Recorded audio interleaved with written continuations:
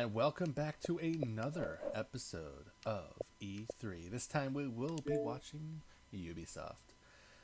Responding, replying, and seeing what is happening. Okay, so this one should be the one yeah. So I'm just curious. The next one is Inside Xbox.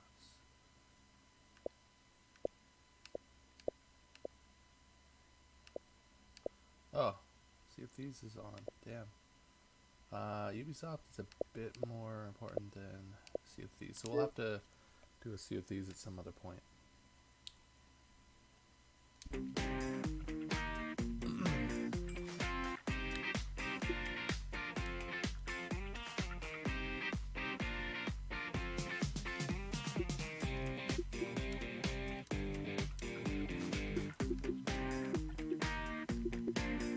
Quality through Mixer has been terrible.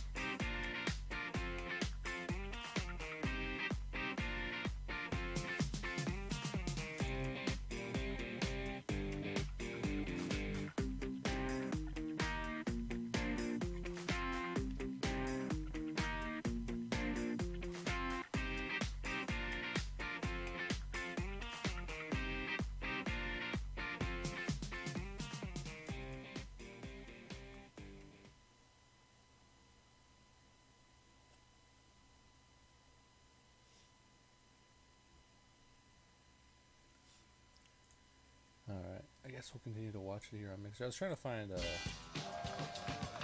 options. I didn't know YouTube had one on YouTube Gaming. I know they have a Twitch one at Ubisoft, but I guess we're going to watch it here on Mixer. What's going on, everyone? We're at Ubisoft Live at E3 2019. I'm Yusuf, and this is Carrie, and we're going to be with you all week to bring you the latest news, announcements, updates, demos, show matches, and most importantly, the hype that is E3. Carrie, how you doing on this big, beautiful Los Angeles day? I am doing amazing. I am so excited for all the cool announcements we have starting right now. And over the next 4 days, we're going to have a little something for everyone. We're also joined by Kat and Chris, who are over in the fan zone. How are y'all doing? We're doing good. Carrie, we're great. I'm Chris. And I'm Kat. We are here in the Ubisoft E3 fan zone. It is right outside the Orpheum Theater, where in just 1 hour, the Ubisoft E3 conference is going to kick off in earnest. But before we get there, we've got a pretty great show for you. It is packed. Kat, how you feeling about it? I'm super excited. It's my first time at E3, and it's so nice to be in the fan zone surrounded by everybody, so it's amazing. It's a fun place to be, and that's why we're streaming it to you all week long from E3. So let me give you a little rundown of the schedule. Right now, this is Ubisoft Live at E3. This show, we're going to be sitting down with creators from Assassin's Creed Odyssey, Trials Rising, For Honor, and Steep to get updates and news from their games. Yeah, but that's not all. We're also going to be showing some really cool gaming clips that come directly from you guys, our community. We're also going to be showing off a bit of our Ubisoft events calendar for this year. So if you see something coming to your city or somewhere near you, make sure you check that out. And also, this year's kind of special because we're being celebrating something with the Just Dance community. After this show comes the conference at 1 p.m. Then an hour later, it's going to be right after the show, 2 p.m., a celebrity showdown in Rainbow Six Siege with two team captains you are not going to want to miss. Nope. So to get an update on that, we're going to toss it over to shoutcaster extraordinaire Parker and Taro Mackay. Thank you so much, Chris. Indeed, once the conference is concluded, we'll bring it out over here for our Twitch rival celebrity show match. Team T-Pain versus Team Little Yachty, all for charity with some of your favorite Twitch streamers as well. So we've got some more things to set up, but enjoy the conference, and we'll see you after the show. Going to be clever tactics, intense action, and extensive property damage. Which we all really love. But that is not all. Starting tomorrow at 11 a.m. Pacific time, we're going to be streaming live from the Ubisoft booth at the Los Angeles Convention Center, so you guys can get an exclusive look at all our games. But for now, we're going to go back to Yusef and check out what's going on with him.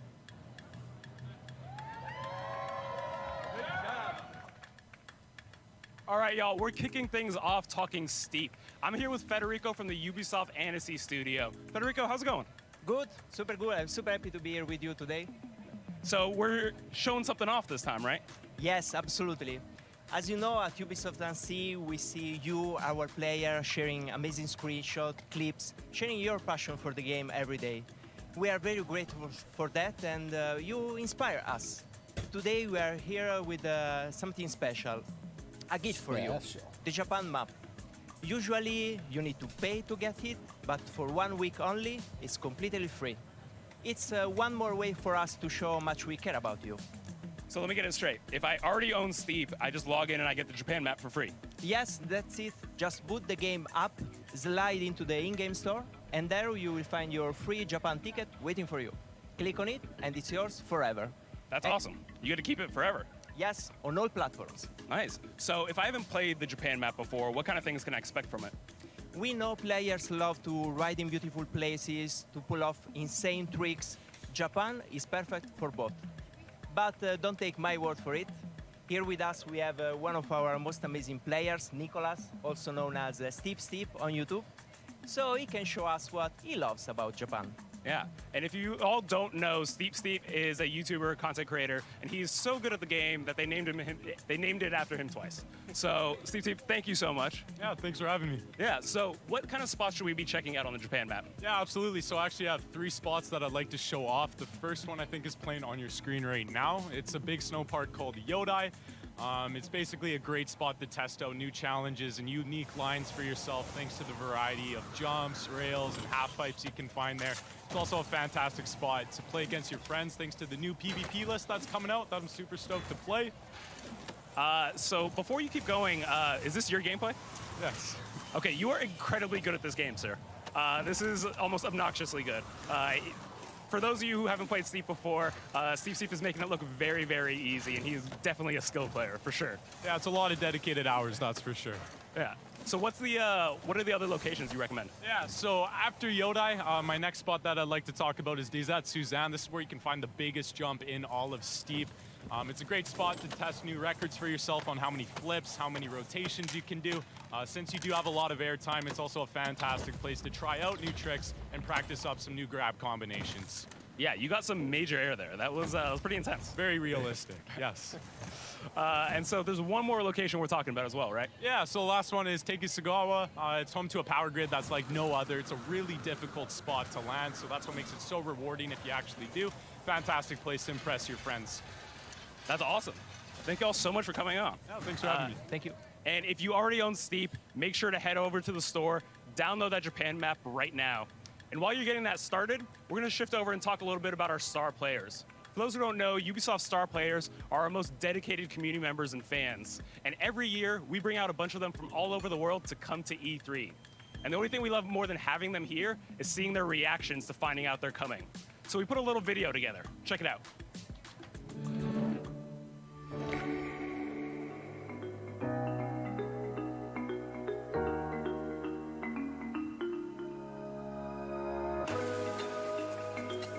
Thank you for following Ubisoft.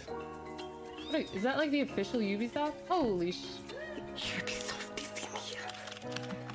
Ubisoft, hi. Hey, how's it going, Ubisoft? Good to see you. Oh my god. Check your email, do it. Is that something I should do? Wait a minute, I'm nervous now. Check my email. Shit, my pin down. What is this? Shut up. What? What?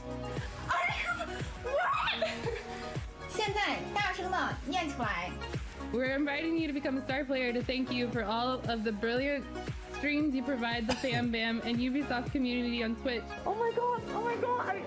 Oh my god. Oh my god. Eu estou em choque. We're all here. Chat, look. Oh my god. Guys, thank you.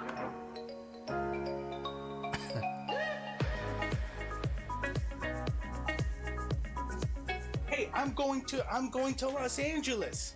Oh my god, that is awesome!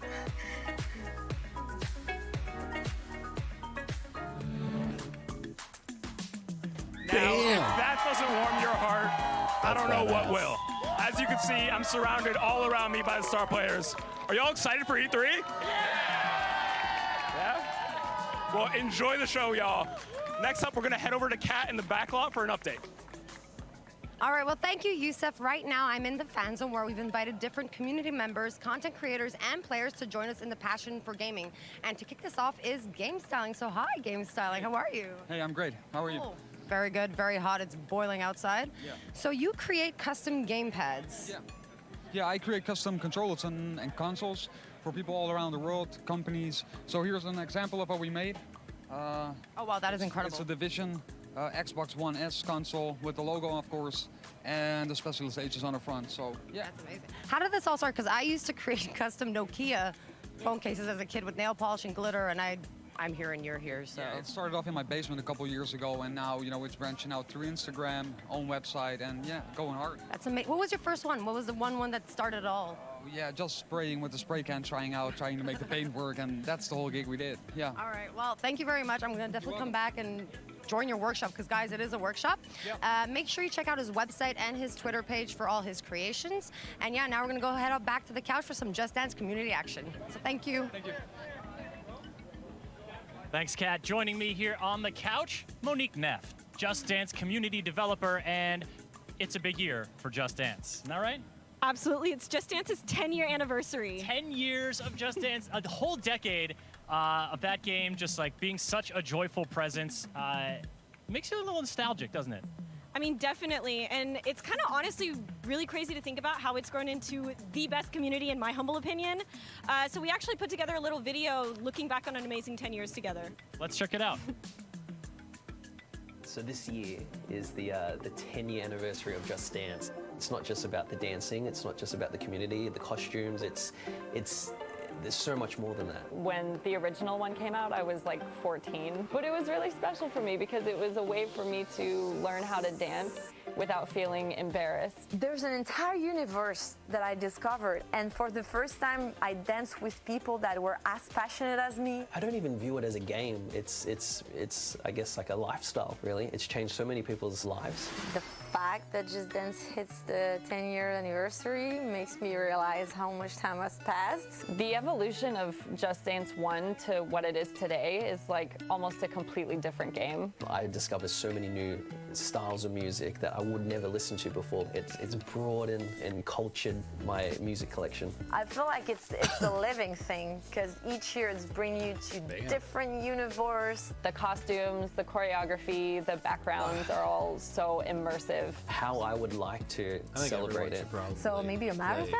Like playing all the games? I would love to do a cosplay with like a piece of every single game. Like just everywhere, like have a little bit of Just Dance 1 here and like Just Dance 2 here or something. I'd love to do like a world mashup where I'm including all the different people that I've met via Just Dance, playing Just Dance, and have them a part of a video. I think that would be unreal. What I would do to celebrate the 10 years is, I think, Just Dance. We've been here 10 years. And here's to celebrating 10 more. Now, it's your turn. How will you celebrate? How will you celebrate? How will you celebrate 10 years of Just Dance?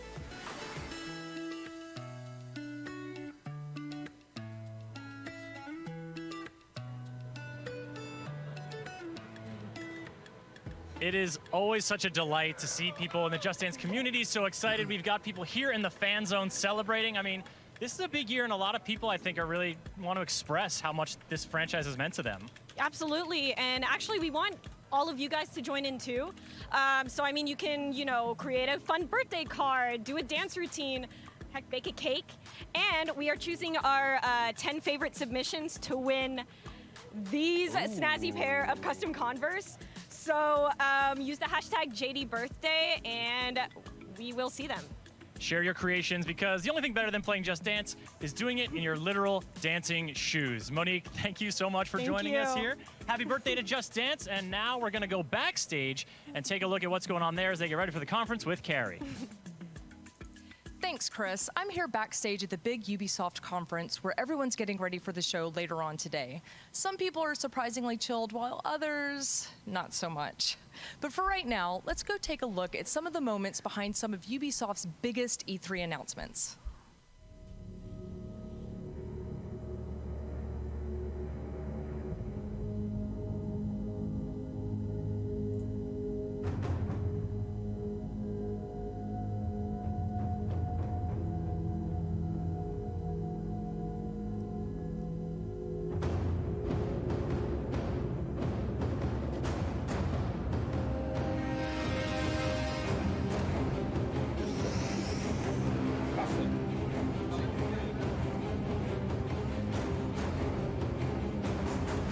It's more comfortable without pad.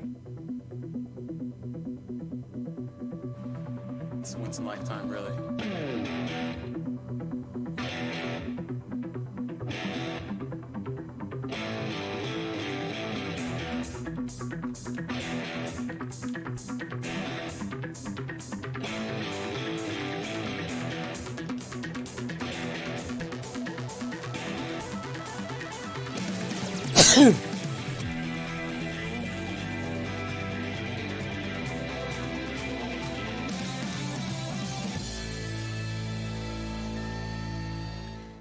All right, so while our devs are getting ready backstage for the big E3 press conference, we have a surprise coming up for you guys right now, so check this out. I've made a lot of progress over the years. See this? This is one of my first videos. I couldn't even hold focus properly. And a wide shot? Forget it. Wasn't happening. But I had one goal in mind. One. To be the best camera out there. So I train every day. Even the days I don't feel like getting up, I go. Sharpness. Because that's the kind of guy I am. Focus. People have been asking for me for a long time. After all my training and everything I've been through, I think it's time.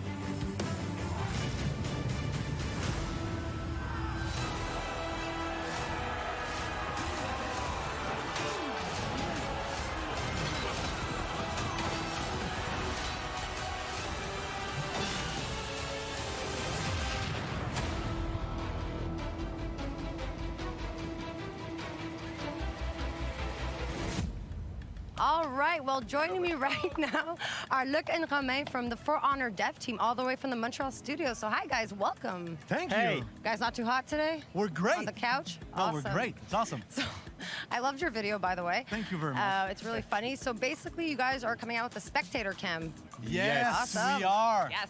It's been Finally. Yeah, finally. Like, we are in the third year of For Honor. Over 21 million players so far. And people have been asking for that feature for a very long time. So we are so happy to bring it for them. So people are going to be super excited to see this right now. Yeah, they and what will. are they going to do with it, exactly? Wow, with the spectator mode, any of you playing the game at home will be able to watch their friend playing the game online.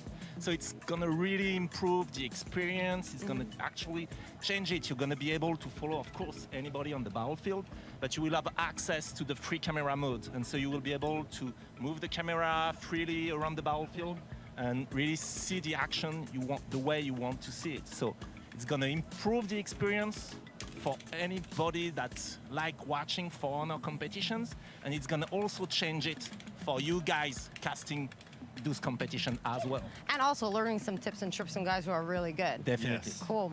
And when can we get our hands on this? So the spectator mode is coming later in 2019 for all our players on all the platforms. Sweet. And that's really exciting because you guys have a really passionate community that I'm sure Oh, is yeah. gonna. I'm sure right now they're super happy. Cannot wait to go check my Twitter account after this. They're great. They really pushed us in the past 3 years. They pushed us to bring the game forward, to improve the game at all time. We love those guys. That's so We love good. those guys, and so we want to continue to work with them, and we want to include you guys in the development of that feature. So in order to get feedback and to make that feature as good as possible, we will go with a progressive rollout of the feature, including more and more people from the community, to the point when we will release the feature to all of our players. So stay tuned for it. Yeah, seriously, guys, keep your eyes peeled out for that. But before I let you guys go and enjoy E3. We have another surprise. Oh, no. Wait, is pillow fighting part? Okay. Is this part of spectator mode? No, it's not. It's Pillow just fights? we do a No? fighting Is that game, good? so we Okay. tend to each other. Sorry, guys. Yeah. But yeah, so what other surprises do you have for us this week? We have two, actually. I knew it. One on Thursday. There's the Wires Den will be broadcasted live from the LACC, from the show floor. So it's going to be a lot of fun with some show matches during the week. And if you keep watching in the conference, that will start in 42 minutes. Yep. We have something more. We have something more, and buy our t-shirt, you can maybe guess. And go Raptors. Go Raptors. Well, let's say, yeah, go Raptors. All right, well, thank you guys very much. I'm looking forward to it, guys. Make sure you check it out, what they have this week, especially the Warriors Den. And right now, we're going to head back to Chris in the fan zone with Major Look. Thanks. Bye. Bye-bye. Folks, I am here with what artist is and this? creator Made You Look, and I'm trying not to bother her too much because, as you can see, this is not exactly birthday party level face and body paint. I mean, no disrespect to tiger stripes and butterfly wings, but Made You Look, I gotta ask you, how did you really get into this and decide to kind of up your game? You know, creativity has always been a part of me. I've always been an artist. I've always painted. I've always drawn. And then video games just had a strong connection to my life. Being able to take somebody in real life and make them into a video game in real life is just so fun. So fun. And it's turning out really well. I mean, this is an iconic image we can all sort of recognize. Assassin's Creed. Tell us about the creation and what inspired it. Absolutely. We are inspired by multiple Assassin's Creed games. I didn't want to do just one. There's so many absolutely incredible ones. Our main source of inspiration is from Connor, basing everything in a white jacket down to all the details and highlights and shading, which is my favorite. I love shading in the paint. It's all in the details, right? Absolutely love details. Folks, if you haven't checked out Made You Look's YouTube or Instagram, you gotta go check them out because it's the kind of thing you like look at and then you immediately show to the person next to you, even if you don't know them, because it's that cool. Made You Look, thanks so much for joining us. Thank you. I appreciate it very, very much. Folks, meeting creators like this is part of these events. It's one of my favorite parts, and it's not just because I have a microphone. This is an opportunity for people to come kick it in the fan zone, go into the theater and watch the show, go onto the booth and play the games, meet the people who make them. And you don't just have to get here in June to LA to be part of this. Ubisoft throws events all around the world regularly, and we put together a little video showing you some upcoming ones with hopes that we'll see you at the next one. Interesting.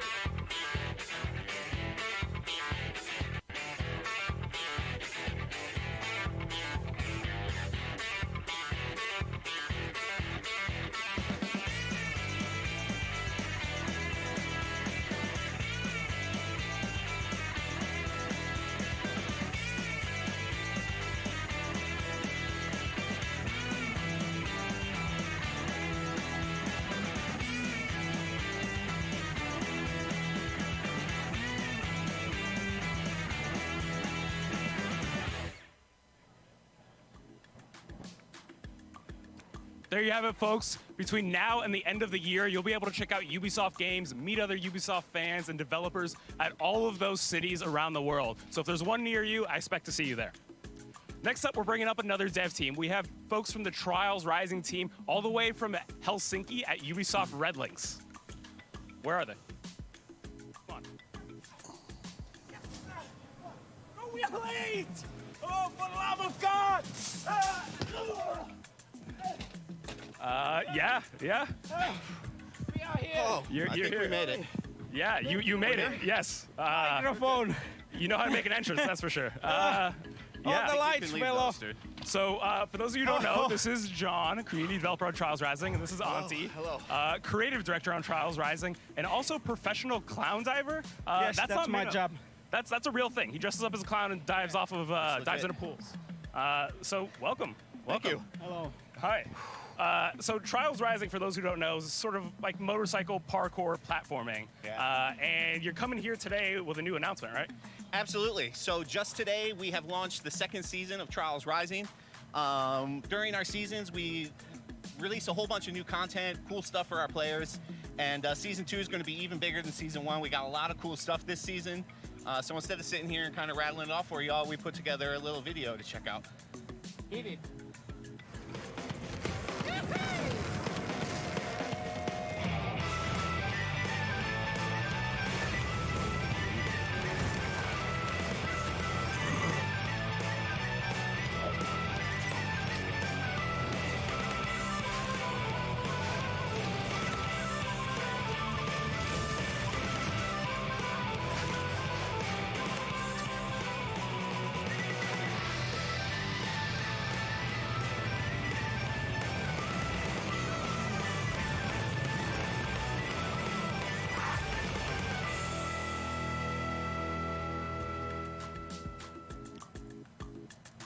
So that wasn't just a prop that you stole from a supermarket. You actually put a shopping cart in Trials. Well, actually, we stole it from the supermarket, but we will bring it back, so don't worry.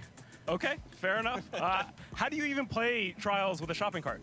So traditional Trials gameplay is all about kind of controlling both the bike and the rider. You manage the relationship between the two of them in order to make it through the courses. With the shopping cart, it's kind of a whole new ball game. You're only in control of the cart, and your rider is just a passenger in the basket, and it's your goal to keep them in the basket as you make your way through the track. That's awesome. It's a lot of fun. It's out now. There you go. It's out now. No excuses. Go play it. And the thing I love probably most about Trials is the fans, because the people who love Trials. Absolutely. And I hear you got a little bit of an update for them. Absolutely. So in addition to our season 2, we got a little surprise for our creative community today. We're launching a track building competition for the second season. It's going to run throughout the whole season, medieval theme to go along with the medieval theme of our season. And the track editor is a big part of Trials. It has been for a long time. So again, we put together a nice little video to kind of show what the track editor is all about and what it's capable of. Hit it.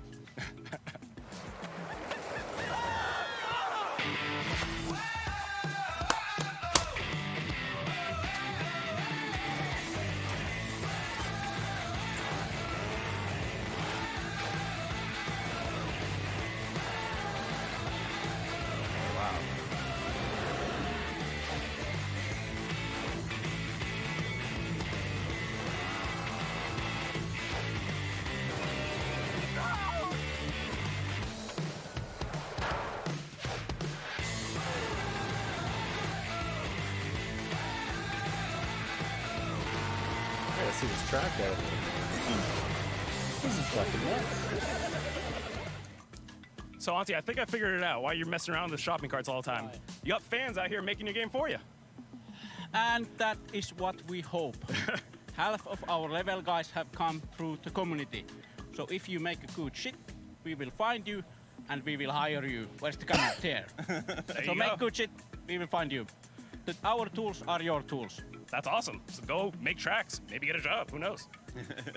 And for someone out there who maybe hasn't picked up Trials Rising yet, I hear you're going to help them out. Give them a free copy, maybe.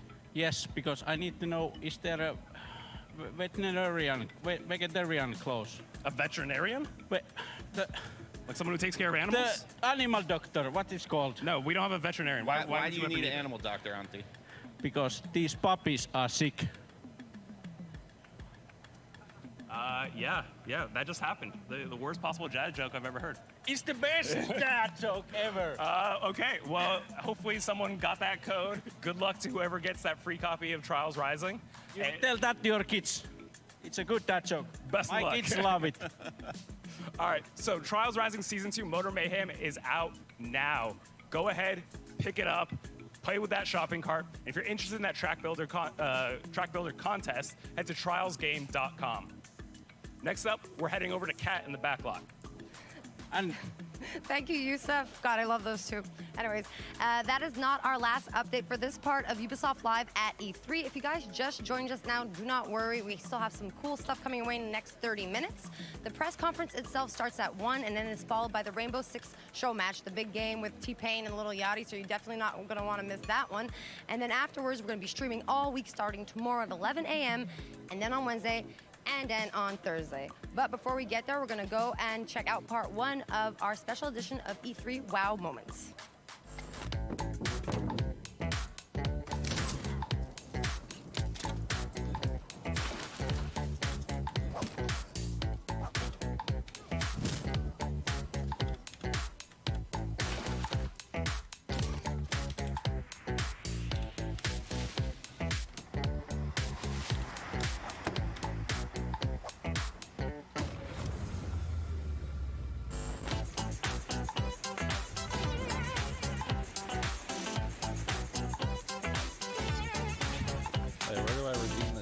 I think it's not a smooth transition.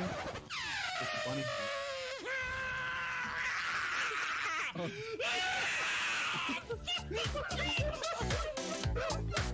Okay, so I was just gonna play this one normal, but I want to show you something I just accidentally discovered because I was talking kind of loud and I heard myself through the game and I was like, how is that possible? So what I'm thinking is if I can sing on key into this ukulele, I could probably just acapella this.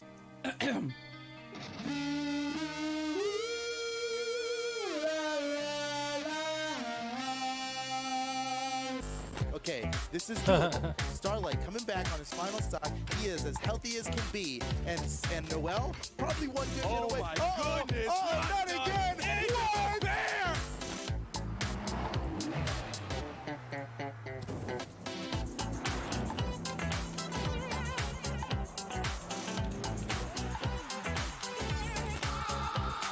Oh god, fucking scream of those rabbits. Why do they have human asses? They're rabbits.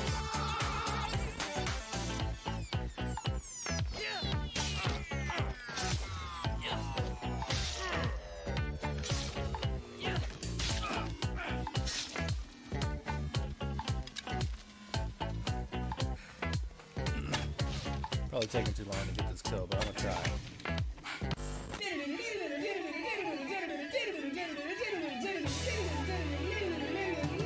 Oh my god! Hey there, folks. Chris here, back on the couch, and I'm joined by virtuoso composer Jesper Kid, the mind behind such soundtracks as Assassin's Creed, Assassin's Creed 2, Assassin's Creed Brotherhood, Assassin's Creed Revelation. I promise I'm not just going to keep listing games here, Jesper. Thank you for joining us. It's great to be here. Well, it's an exciting year for Assassin's Creed as the Symphony Tour is taking flight all around the world. And tell me how it feels to see your music, to hear it sort of composed for a big orchestra performed on stage. Well, it's always incredible to hear your music live. It's and to be in a room, full of gamers. The excitement level is just totally something else. I remember we've been playing my music live in concert for a few years, and I remember we were playing as Ezio's Family, and someone was crying. It's very emotional. And I also find it very interesting personally because I get to hear my themes being rearranged by different orchestras. And certainly a sort of a fascinating kind of way to bring them to life, different than the way most people hear them often. Now, I want to take it back a little bit. I wanted you to tell us about that first Assassin's Creed game. Ubisoft approached you. What was that like when they pitched it to you? Yeah, so members of the original team, they showed me concept art. That was how I first was introduced to Assassin's Creed. At an E3 hotel room, And so they were talking to me about you are going to be able to go anywhere in this environment. And it was a city, and you can go to any point that you can see, and you can even crawl up the buildings. And I thought, this is the most incredible thing. How super ambitious. This is crazy. And so I went to Ubisoft Montreal, and that's when they actually showed me that they had this running. And I remember thinking, this is like the first true next-generation video game. It's incredible. And so made a strong positive impression early, but then you get into it. You're getting into it, and you're not just composing for sort of a standalone game. It's this new universe. It's deep. It's steeped in history. There's a lot there. What were some of the things you honed in on for inspiration? Well, for Assassin's Creed 1, it was... the first thing you have to think about is the location. Where does it take place? And so Assassin's Creed 1 takes place during the Third Crusade, 1191. And there's 3 cities, Jerusalem, Damascus, and Acre, and they needed different music styles, different religions. And after that, they introduced me to the gameplay types. Like, for example, there is eavesdrop music. You're sitting on a bench. Yeah. Or you can get up from a bench and start following your target. And so these new gameplay types I'd never seen before, we needed to figure out how is that going to work. And then there's 3 key words that I was given by the team. War being one of them, so it's a very brutal time in human history. Another one was tragic, because, it's the Third Crusades. And the last word was mysticism, which I thought was a very interesting word. I tried to go really deep with that word, and I think the DNA of the Assassin's Creed score is definitely centered around mysticism. DNA, I see what you did there. Yeah. Well, the Animus is part of it too. There's this whole array of these different layers, and as you create them, it created a very strong identity for the series. And then, of course, it's out of the Crusades and off to Italy for Assassin's Creed 2. We've got a little clip here we're going to sort of show you. We should take a look at it, share any memories about that game, how it comes back to you as sort of how it was different, what new challenges it posed, and then how it led to Ezio's family. Right, so the thing that struck me most about Assassin's Creed 2, when I first saw a demo of it, was how atmospheric, and they were experimenting with romantic ideas. And I remember thinking, wow, that's really unusual. I'm going to have to write a very atmospheric score. And that led to Ezio's family. That's something that I felt was important for me to understand the character of Ezio, because he goes through such tragic moments in his life. And so this theme, I needed to write it to understand the character better. Mm-hmm. And then, of course, that theme becomes part of the Assassin's Creed series going forward. I mean, has it just been so exciting? How has it been to see how this series has just endured throughout the years?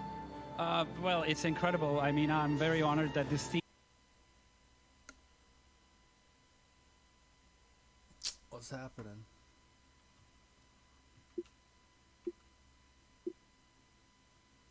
Theme is still... I see that theme as... And I very much feel that it's a theme written around sacrifice, which is something that fitted with Assassin's Creed 2, but it's something that still fits the universe of AC, because all assassins go through a lot of sacrifice in order to become an assassin. They absolutely do. Jesper, thank you so much. And folks, if you are interested in checking out Assassin's Creed Symphony, go to Assassin'sCreedSymphony.com for tour dates and tickets. Jesper, we're so glad to have you here. Thanks for having me. All right, folks, we are going to keep the creativity train rolling, and we're going to go check in with Carrie.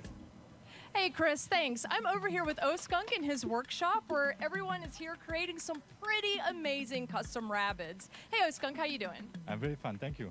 Awesome. It's hot out here, but yeah, we're having a lot of fun.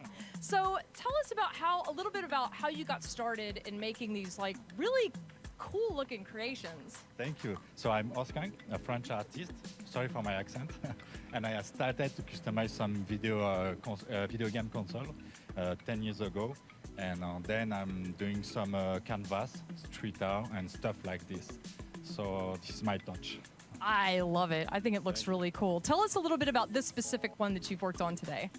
So I'm a guest for Ubisoft today, first time in E3. And I'm very excited to work with them. I love the games of Ubisoft. And today it's a workshop around the rabbit.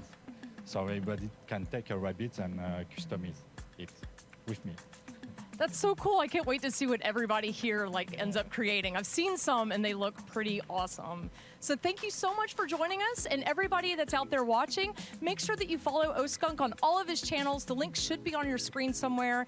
Hit those links and follow them like they owe you quality content, because they will deliver. Thank you again so much. And now, before our next segment, I want to get into something a little bit more serious. So we're here at E3, and everyone's excited about all the fun and games and announcements that are going on, but something that we don't really see that much are all the long hours, the late nights, and the absolute hard work and dedication that the devs put into making these games. So we traveled all over the world to our many studios, and we asked our devs one simple question: who do you dedicate your work to? Check out their answers. If I could dedicate everything to a group of people? It's an interesting question. It's like the Oscars. You still recording this? Yeah. To my daughter, Mila. My family. My mom. Mes enfants. My husband. My mother. It'd have to be for my younger brother. My husband and my team. It would have to be my parents. They had every reason to say, oh, you're a farm kid, you should be milking cows, you should be throwing hay bales. And I mean, I did that. But they also were there to support me when I said, I'm really interested in computers. Those two messages, it's okay, even though I don't get it, and if you push yourself, you'll achieve.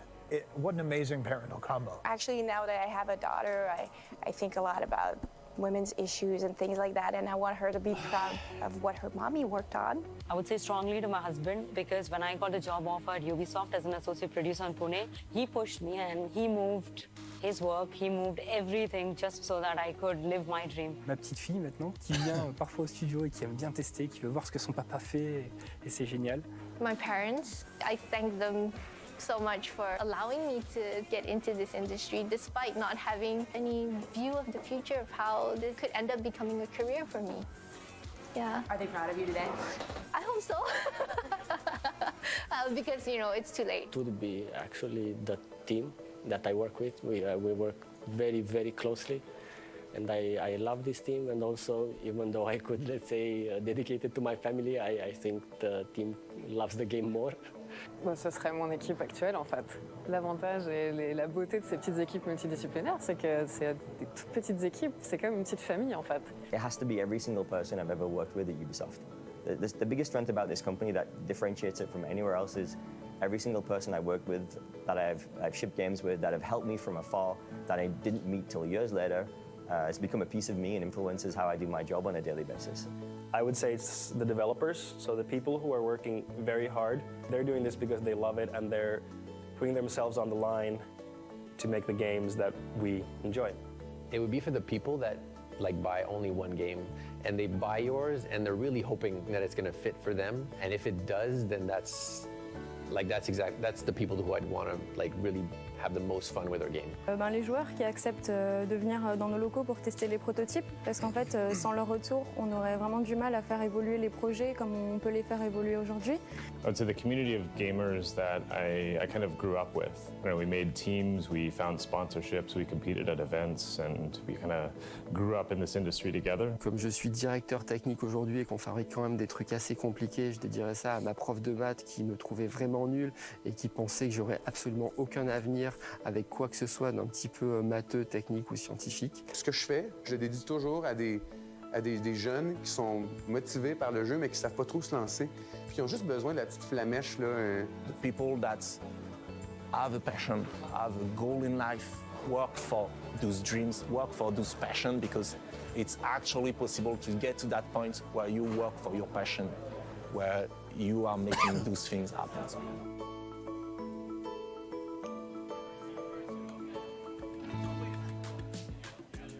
Wow, that was so awesome to see. Remember, folks, people make games, and that's what E3 is about. Not only about the games, but the people who make them. So go out today and tell a dev something that you love about their work. Speaking of the people who make games, by the way, every year at Ubisoft, we host an internal gaming competition where teams from all over the world come together to compete in tournaments for various games. We're talking Far Cry, we're talking The Crew 2, and most importantly, we're talking Brawlhalla also.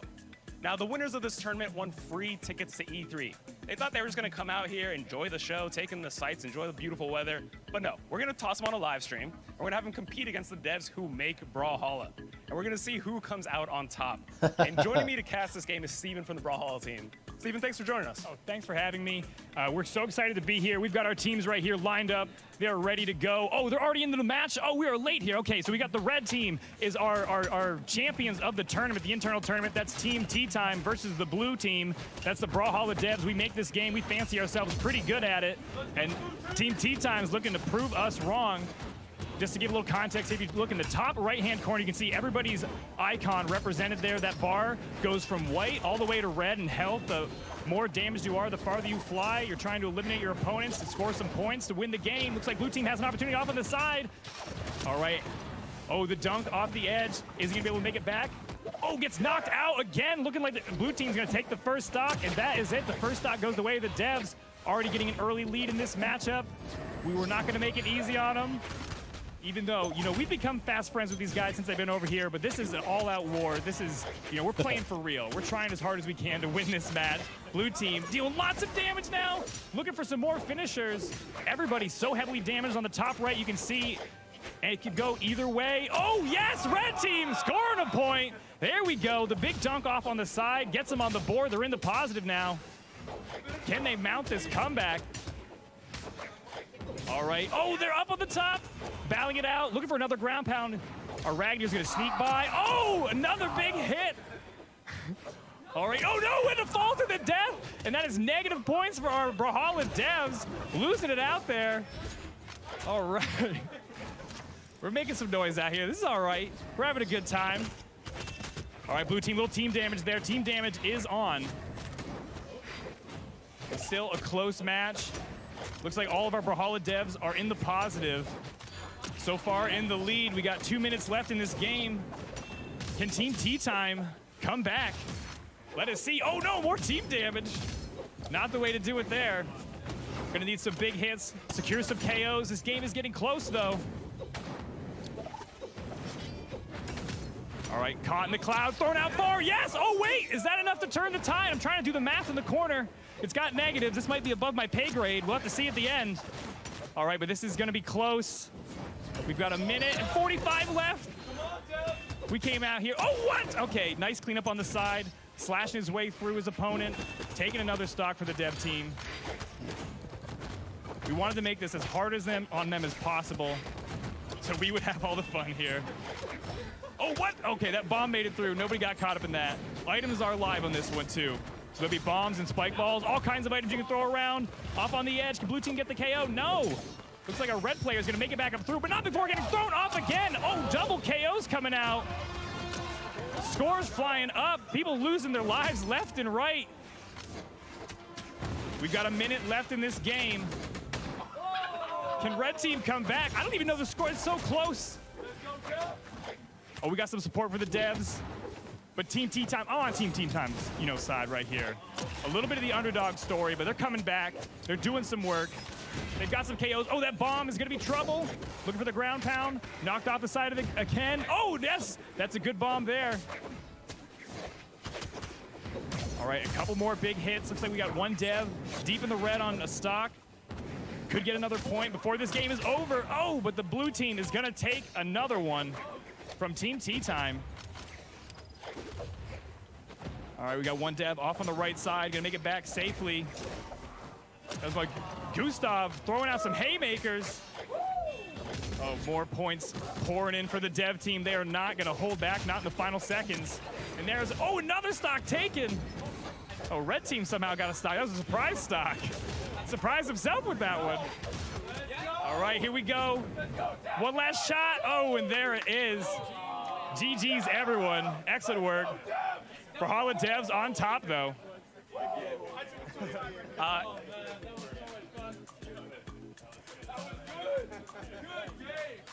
That was a great match. Steven, thanks so much for casting. You do an amazing job.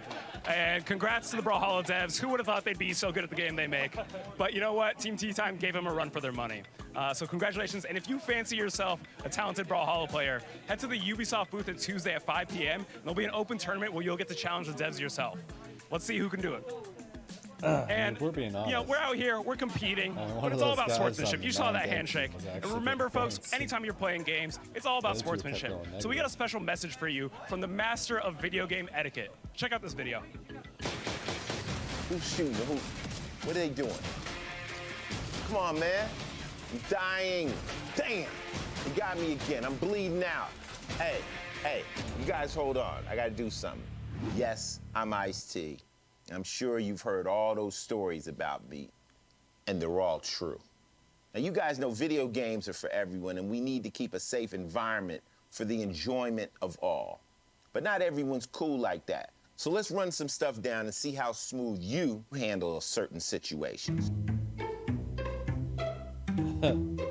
Question 1. You're playing PvP, and you get smoked by another player, and he starts talking smack to you. So you, A, do nothing, you'll get him next time. B, camp and only try to kill him the entire next game. Or C, work on your game plain and simple in practice. A and C are right. Camp is for noobs, and I don't think your team's gonna be too happy about that. But listen, there's a difference between some friendly trash talk and being a toxic dick. There's nothing wrong with hitting your guys with a little smack, but saying good game doesn't cost you anything. Okay, let's try another one. The best way to handle a troll is A, ignore them, B, calmly tell them to chill out, or C, tell them to go f their mother with the controller. Listen, y'all, it's obviously either A or B. There's a delicate art to dealing with a troll. And my approach, which is obviously the best approach, is to kill him with kindness, or I just mute the dumb f***s. All right, last one. You're in a game, and over the chat, you hear a voice that doesn't quite sound like you. So you, A, stick to normal comms because video games are for everyone. And what's it to you? B, focus on your own damn game and mind your own shit. Or C, show some motherfucking respect because I'm sick of hearing all that sexist, racist, homophobic bullshit from a few punk-ass motherfucking dumb f***s out there trying to ruin this shit for the rest of us. I knew you'd pick C. Good job. I think we all learned something today. And by the way, team killing is for assholes. And talking shit to your own team members is some super asshole shit. So I hope this was helpful. I'm IceT. Good gaming to everyone. Enjoy E3.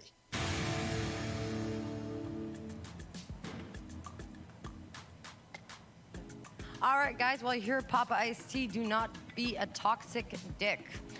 So right now we're at the bittersweet moment where it's our last update before the big E3 press conference. Joining me for this is Ellie from Ubisoft Quebec, the studio behind Assassin's Creed Odyssey. So hi, Ellie, welcome. Hi. How are you doing today? I'm good, thanks. A bit warm. Yeah, tell me about it, I know.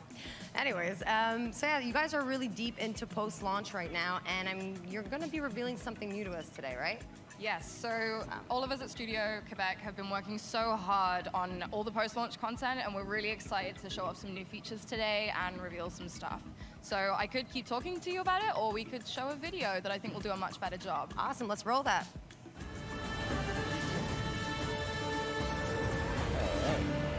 The Story Creator Mode is a tool that we're going to give to the community to create all the stories they want in the world of Assassin's Creed Odyssey. A story is a succession of quests that you can set up pretty much as you want. We have a wide variety of objectives to choose from. You can add characters from the main game, as well as write your own dialogues and share them with the whole community. You can pretty much write whatever you want within Story Creator Mode. The dialogue tools are actually based on the ones that we used for the main game. You can create branching narratives, you can role play. We know our community is quite creative, and I think whether you're into art or writings or just very curious about how games work, Story Creator Mode can appeal to you. There's so much potential, and there's so many different objectives and possibilities with the dialogue system, so really get deep into those mechanics and see just what you can actually create. The entire community is going to make us dream, make us cry, make us laugh. We're pretty sure that people are going to surprise us. I'm really excited to see what the community can actually come up with. I'm excited to see the variety of quests that they will make and the stories that they can tell within the world, because there is so much potential there.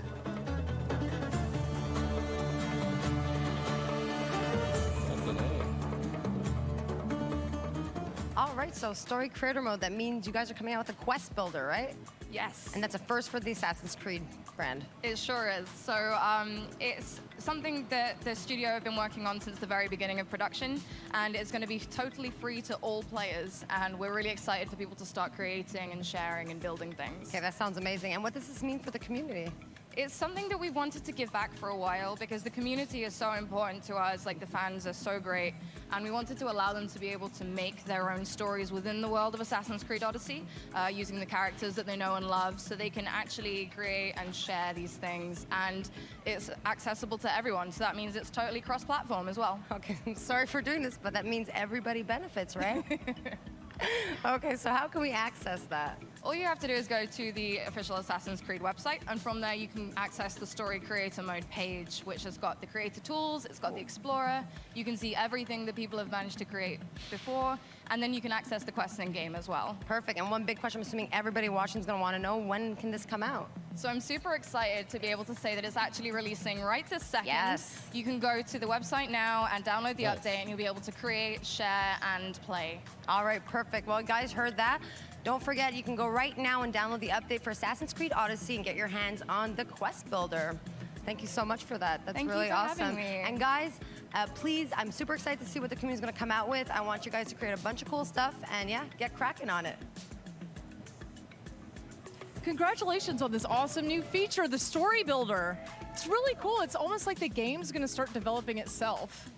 Well, another really cool feature that we have to talk about today that'll make the world of Assassin's Creed Odyssey even deeper. Here to talk to us about it is Maxime, the content director at Ubisoft Montreal. Tell us about it. Well, thanks for having me, Carrie. So it's already been announced a while ago, but I'm super happy to say that the Discovery Tour is finally coming to Assassin's Creed Odyssey. That is awesome. So this is going to be our opportunity to learn even more about the world of Cassandra and Alexios. Now, for those of us who may have forgotten what the Discovery Tour is, give us a little bit of a reminder. So it is basically the same world as the main game, but we remove any pressure, any conflict from it. Here, it's all about exploration. It's really meant to be accessible for gamers and also for non-gamers. Wow. I loved the first one that was set in ancient Egypt, but what's new in this edition? Like, what can we expect, us tourists? So there are many new things, but I brought a small video to share that with us. So as we're going to see here, we're going to go into Sparta, and it's going to be a tour about education. So when we get there, there's actually a character that's waiting for us to invite us into the tour, King Leonidas. Now, it looks like you've got a pretty special avatar there.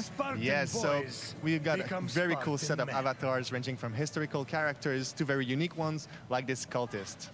So they're part of a progression and reward system. The first cycle of the aggregate. Now, it looks like we just entered a station. Tell us a little bit about what's going on here. So, we're in the tour regarding education. Now we're seeing this highly realized cinematic. So this is the new format. It really helps us to focus on all the small details and intricacies of the beautiful world of ancient Greece. That is so cool. Wow. I love how Assassin's Creed puts history into the game. So okay, so Leonidas is waiting for us at the end. Yes, so it's the same character from the beginning of the tour. He's waiting for us, but now he's offering to us something very special, so we can take a fun quiz to test our knowledge. Quiz? Yeah, so I hope you've been paying attention, but let's go for one easy question, right?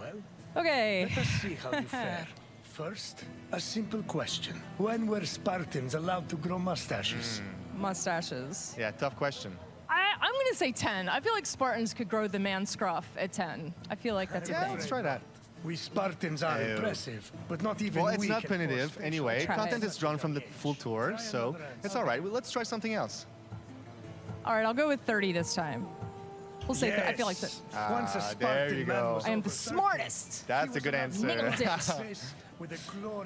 Okay, so this looks amazing. Tell us how and when the players can access this. So the Discovery Tour will be available this fall for all Assassin's Creed Odyssey owners for free and also as a standalone format. Well, thank you so much for joining us today and telling us a little bit about the Discovery Tour. And a huge shout out to the team at Ubisoft Quebec for creating these two amazing features, the Story Builder and the Discovery Tour. Thank you again, Maxime. Thank you, Carrie. Also, if you're curious about the Discovery Tour, please ask your questions on the Assassin's Creed subreddit, and we'll answer as many as we can this Wednesday on a live stream at 11 a.m. Pacific time, along with the Story Builder. It's an amazing time to jump back into the world of Assassin's Creed Odyssey. Now, for those of us who are just joining the live stream, the conference is going to start really soon. But before we wrap it up and jump into the theater, we have one more amazing WoW Moments compilation for you. Now, these are the best clips that we received from you, the community. So hold on to your beards, mud flaps, butts, whatever you got. Go for it. Oh my god! Oh my, no, get the kill, right next to get the kill. Get it. Oh my god, that was nasty.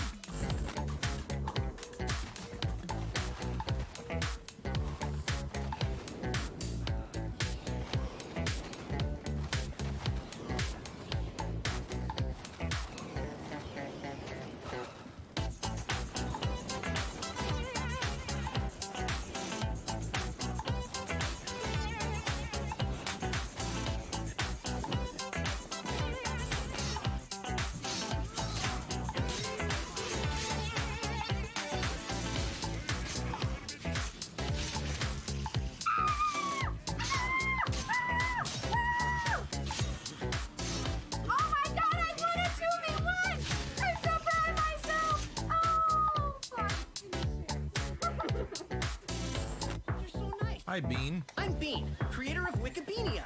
You know, Wikipedia. shop for maps and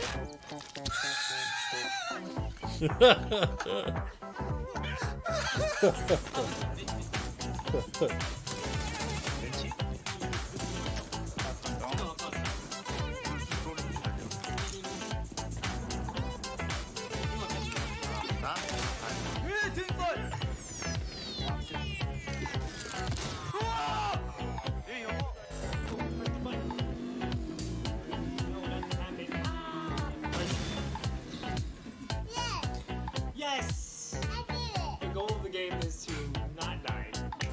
Dude, he started swinging while the thing was getting me up, so he knew I was gonna get up. What a bully. Surprise, motherfucker. Oh shit! Oh, why my feet?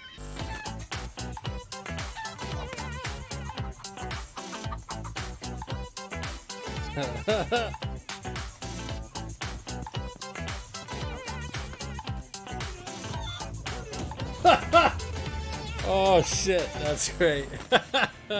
I think they had to invent an ESRB rating descriptor for chicken-related acts for that last one. That was mean. I felt so bad for the chicken. It's very I just creative. thought it was funny. I don't know. Poor chicken, though. This has been such a great show. You got from the WoW moments to all the creators around here. I mean, it's just been a Absolutely. blast. GameStown's really cool. I'm definitely gonna go check that out after for a nice You gonna game. score yourself a controller? Yes, of course. Yeah. One thing here, yes. And just the energy that's been here today. I want to thank everybody who's been here on site, who's watching on the stream, the star players that are hanging around. It's just been an amazing day. And of course, we've got a lot more to come after the conference, starting at about 2 p.m. We're gonna have a celebrity showdown. Team T-Pain, Team Lil Yachty in Rainbow Six Siege facing off. You're not gonna want to miss it, folks. There's gonna be a ton of streamers along for the ride as well. It's gonna be a good match. You know, I really can't choose who I want to win. T-Pain, Lil Yachty, both I'm good not choices. in this. I'm not Both doing. good choices. Not answering. no, I'm staying away. Team neutral. Yes. Team there you neutral, go, that team works. neutral. Sure, or both of them. You know, good competition, like IceT said. Equality, yes. And folks, that's it for us on the pre-show. We hope you enjoyed being here half as much as we enjoyed hosting it. And from Far Cry to Assassin's Creed to Trials to Brawlhalla, we got to see so many cool games, so many cool segments. We saw screen printing, we saw makeup, we saw rabbits figurines. Shout out to Steve. And we're getting Yes. Quest Builder. A Quest Can't Builder forget is cool Steve. as Shopping hell. carts, sick Yes. puppies. Oh, God. That, so many good options. So many good options. Instant fried chicken, everything. So on behalf of all of us at the pre-show, thank you so much for joining us. We're going to head into the Orpheum Theater. And for everyone at Ubisoft, we hope you enjoy.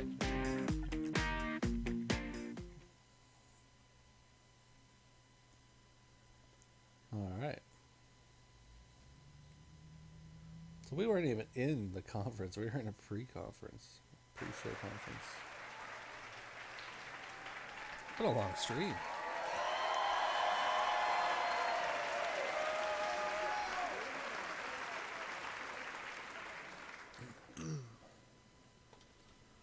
Symphony.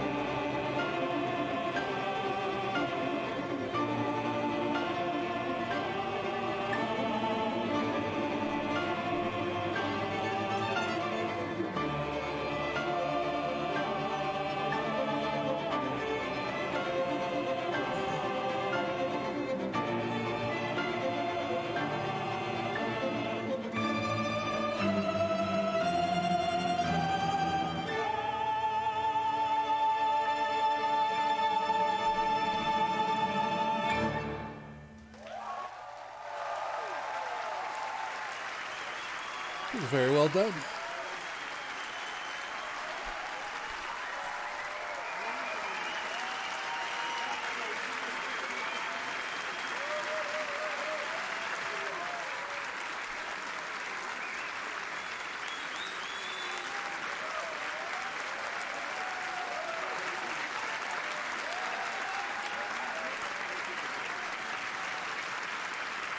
Do you have a rock on symbol? It's a symphony. What you just saw was only a glimpse of the Assassin's Creed Symphony Tour starting on June 29th. Imagine an 80-piece live orchestra and choir playing the iconic themes from Assassin's Creed while you relive some of the most memorable moments from over a decade of Assassin's Creed in an immersive experience. Check out acsymphony.com to learn more. I mean, excellent music, great performances, goosebumps. If you like those things, I think those shows are going to be for you. But, of course, there's one show that we all came here to see, the Ubisoft E3 conference, and it's just about to start here from the Orpheum Theater in Los Angeles. Now the house is packed, and to give you folks at home an idea of what that feels like, can I please hear the balcony people make some noise?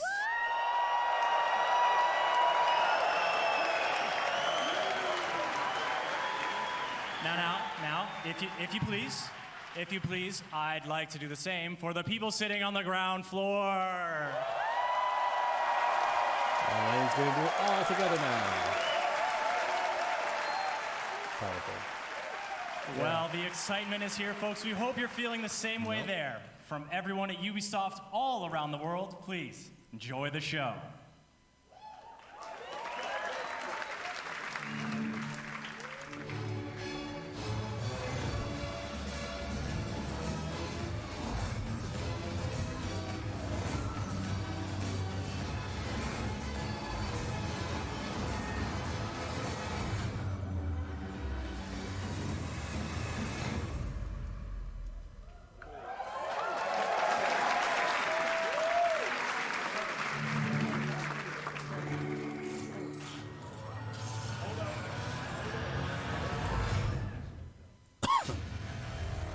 London. Greatest city in the world. Well, used to be. Now it's a right mess. Government's fucked off. Extremists are grabbing power. Organised crime slicing up the boroughs. The war dogs are out. And freedom's a bloody joke. But this ain't their London. This is our London. And there's a new power growing. It's all of us, together. We're building a resistance, one recruit at a time. What's my favourite operative up to this evening? And no, I never say that to the others. Scouting talent, Bagley. So gob shut, eyes peeled, yeah? I have no eyes, and if I did, I wouldn't peel them.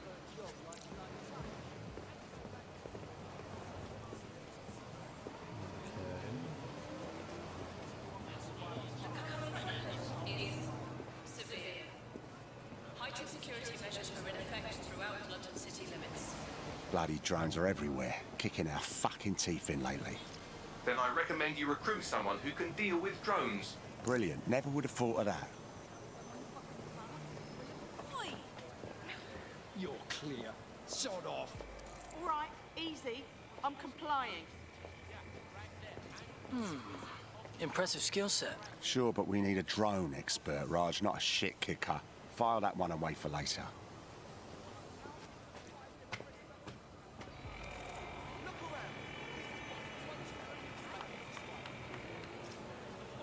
concerned about the increased Albion presence in London? It's a total disgrace. Mercenaries patrolling the street. Get the fuck over here! Me? I ain't done nothing. Come on, you shifty prick, hurry up! Well now. Jimmy Shaw. No formal engineering training, but he has several mischief charges for hijacking Albion drones. Hold still. Fuck you, man. You got no right. Fucking hell. We find our drone expert and he's about to get himself nicked. I'm dead set. Get out of here. Riot drone! Keep your hands visible. Best not to escalate if you don't... Oh, just ignore me. Prepare to be detained.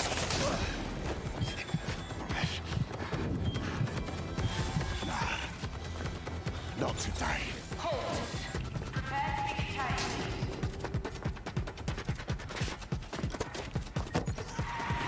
Auto-drive now disabled. Several chase drones are converging on your position. No shit.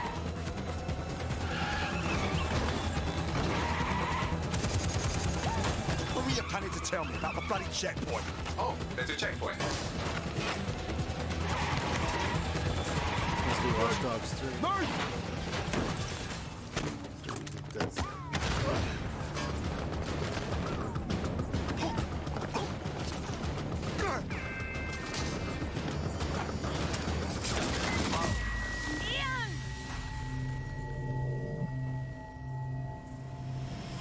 Fuck! We lost Ian. He's gone. Permadeath.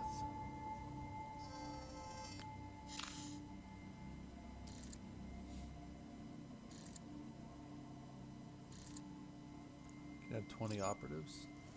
Lovely evening, isn't it? I used to feed the birds here. Now they're all bloody machines. Get used to it. In the long march of progress, everything dies eventually. Eventually, even you, Bagley, I'm sure. Now, there's my Helen. Speaking of death, you'll never guess what just happened to Ian. Oh, for God's sake, Bagley, a little respect. Then let's finish what he started. He was working on a new recruit, a drone expert. That's promising. What do we know about him? Albion scanned Jimmy just before Ian was killed.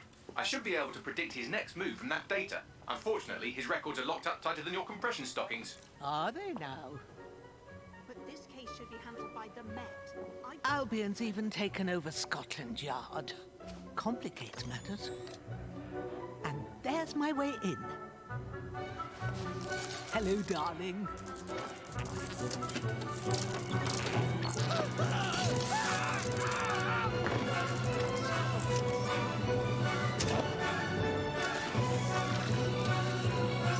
Time to go. They'll be on to me.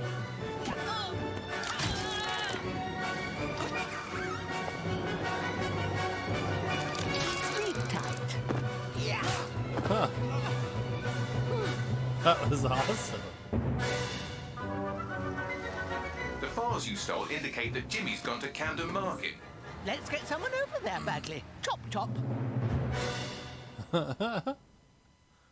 That was fucking great.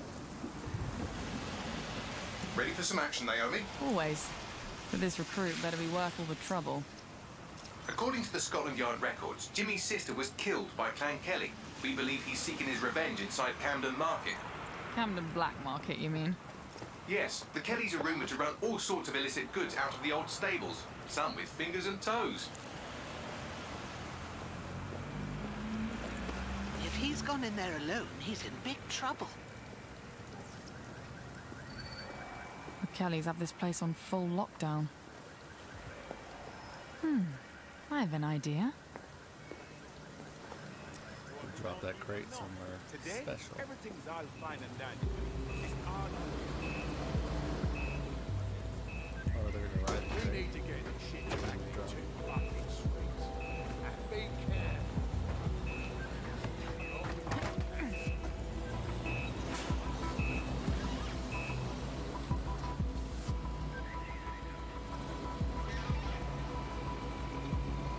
Now, Naomi, we've already lost one operative, so try not to get killed, or we'll be in the red for the day. Copy that.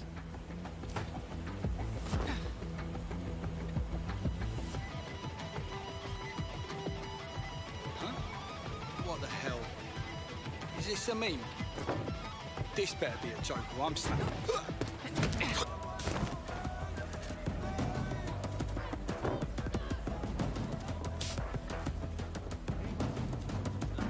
Ah, cannabis and fentanyl, together at last through the miracle of genetics.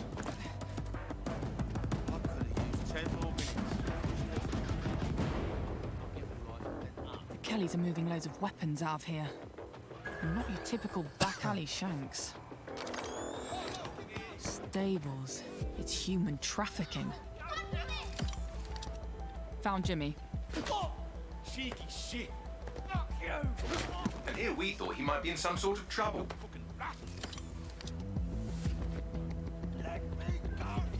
So, how are you going to get him out of there? Lots of hugs and kisses. Hug number one. Oh, shit. Kiss number one.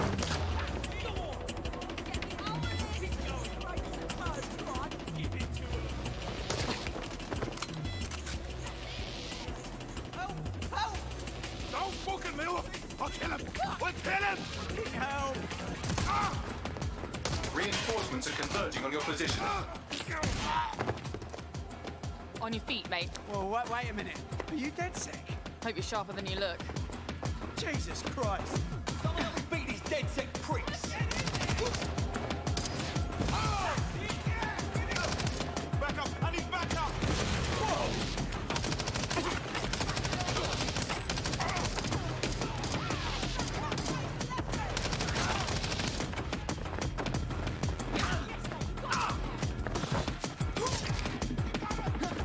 Does the rolling help?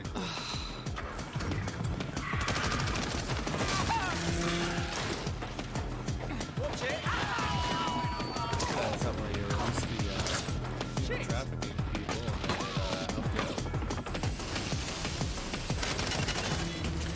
Fucking hell! Run!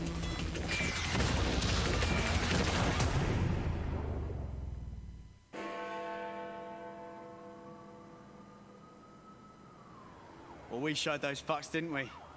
We almost died out there tonight. Look, thanks for helping me, but I can handle myself. Right.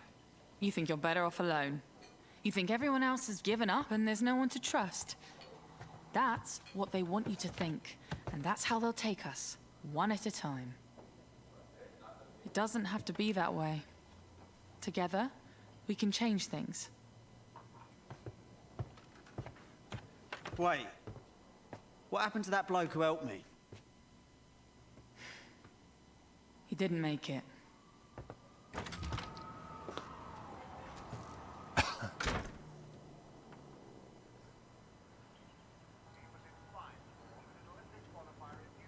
Fuck it.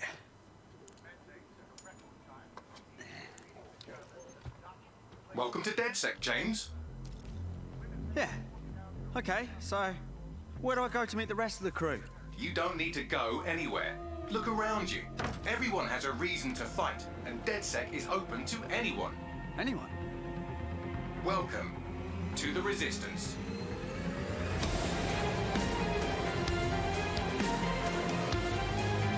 Anyone you choose. Bam!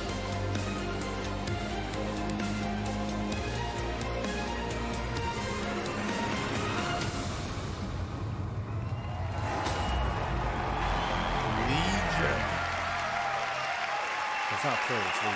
My bad. I actually already knew that from setting up this stream. I forgot. Thank you. Thank you. Guess I'm going to make you all wait so long, I should really knock it out of the park, huh? I'm Clint Hawking. I'm the creative director of Watch Dogs Legion. And for the past few years, the team and I have had the privilege to work on a game and an innovation that we are very proud of. Watch Dogs Legion is set in London, one of the greatest cities in the world, and it's had a massive influence on all of our culture for centuries. Today, with Brexit, London's at a turning point. It's hard to predict what the future holds for London, for the UK, or for the world. But history has proven, time and again, that where London goes, all of us go together. In our near future, London is facing her downfall. The UK has become a surveillance state, and freedom has been replaced with fear. Armed drones patrol the streets, deportation squads rip people from their homes, and Granddad is using crypto to buy a new kidney on the black market. But Londoners never surrender. Their resilience and determination is an inspiration to us all, and they are the heroes of our game. All of them. In Watch Dogs Legion, your mission is to build a popular resistance to fight back against the emergence of an authoritarian regime. This means you don't just play as one hero, but many. And in Watch Dogs Legion, you can recruit and play as anyone.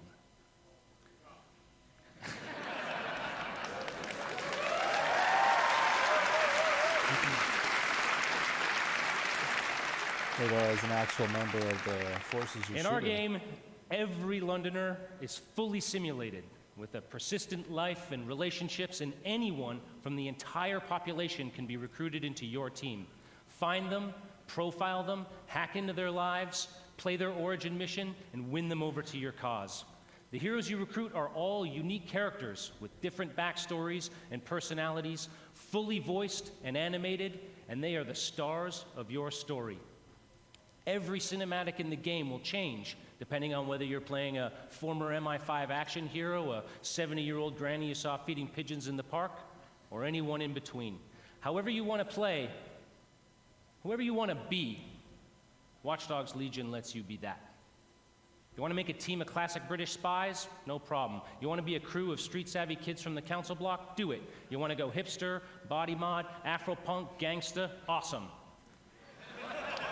The women of Bletchley Park? These ladies fucking invented hacking!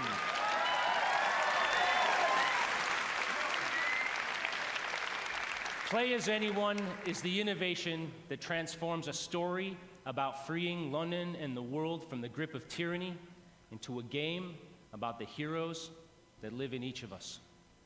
Because being a hero isn't just a job for someone else anymore. Spent a lot of fucking time on this game. It's a job for everyone. So on behalf of the Watch Dogs Legion's team here and around the world, I hope to see you on the booth. Thank you for your time, and welcome to the Resistance.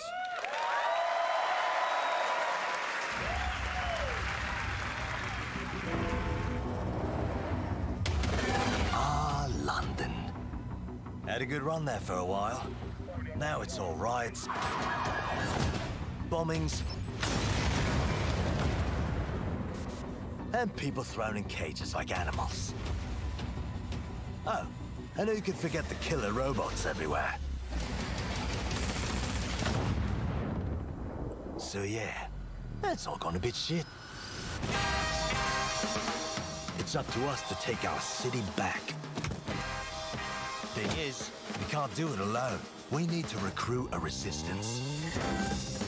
I know what you're thinking. Where do we start? Open your eyes and take a look around. Look here. Look at him. No, not him. Him. Former MI5. Duty never ends. He can get anywhere and erase anyone. See her? Let's kick those bastards out of London. She got kicked out of Oxbridge Robotics School for teaching him to reproduce.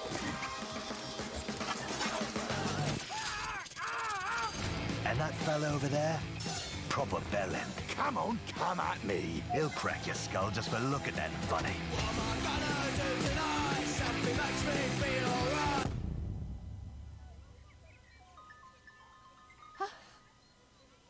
This had better be fucking good.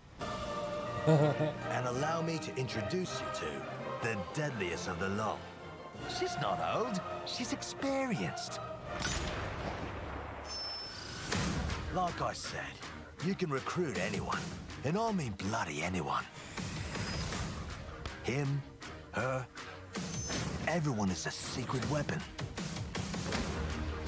Find them, recruit them, build the resistance.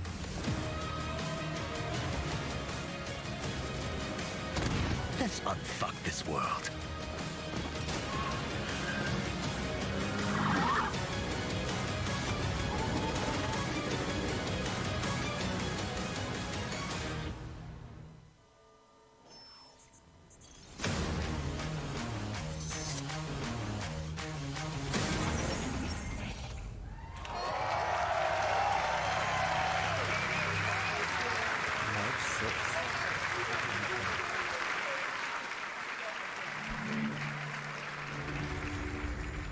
It's a ways away.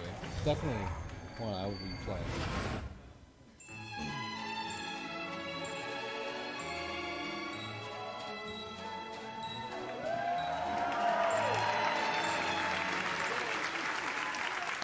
Hello. My name is Rob McElhenney, and for the past 14 years, I have been making a television show called It's Always Sunny in Philadelphia. Thank you. But I am here today because I love games, and I wanted to express that love in the only way that I know how, save for playing them, and that is to make a TV show about them. More importantly, the people who create those games and the people who play them. So last year, I called the funniest people that I knew, Charlie Day, Megan Gans, and David Hornsby, all executive producers on Sunny, and we started talking. We realized very early on that if we were going to do this, we wanted to do it right and to be as authentic as possible because, as you all know, nobody smells bullshit like this particular community. So we did the right thing. We partnered with Ubisoft, and away we went. It has been an incredible experience working with one of the biggest and best game developers in the world to inspire us because our show takes place in the fictional studio that created the biggest MMORPG in the world, Mythic Quest. And we meet them on the cusp of releasing their biggest expansion yet, Mythic Quest: Raven's Banquet. The show follows the team of devs as they navigate the challenges of running their game while dealing with the difficulties of modern office life. These people are truly stuck together, yet they grind it out day after day for the love of the game. And at the head of that team is my character, creative director, Ian Grimm. Like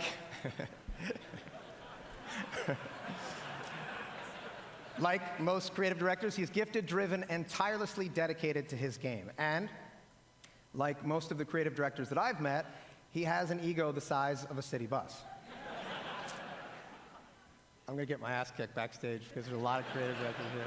Joking aside, it is clear that those creative directors and the thousands of people who work on these games put everything that they can into them. They recognize that they have a tremendous opportunity and responsibility, that they must do everything in their power to ensure that their games are nothing short of the best that they can make, because that is what the community, you, deserve. I promise you that in making this show, we took the same approach. So without further ado, here is a brief look into our upcoming TV series for Apple TV+, Mythic Quest: Raven's Banquet.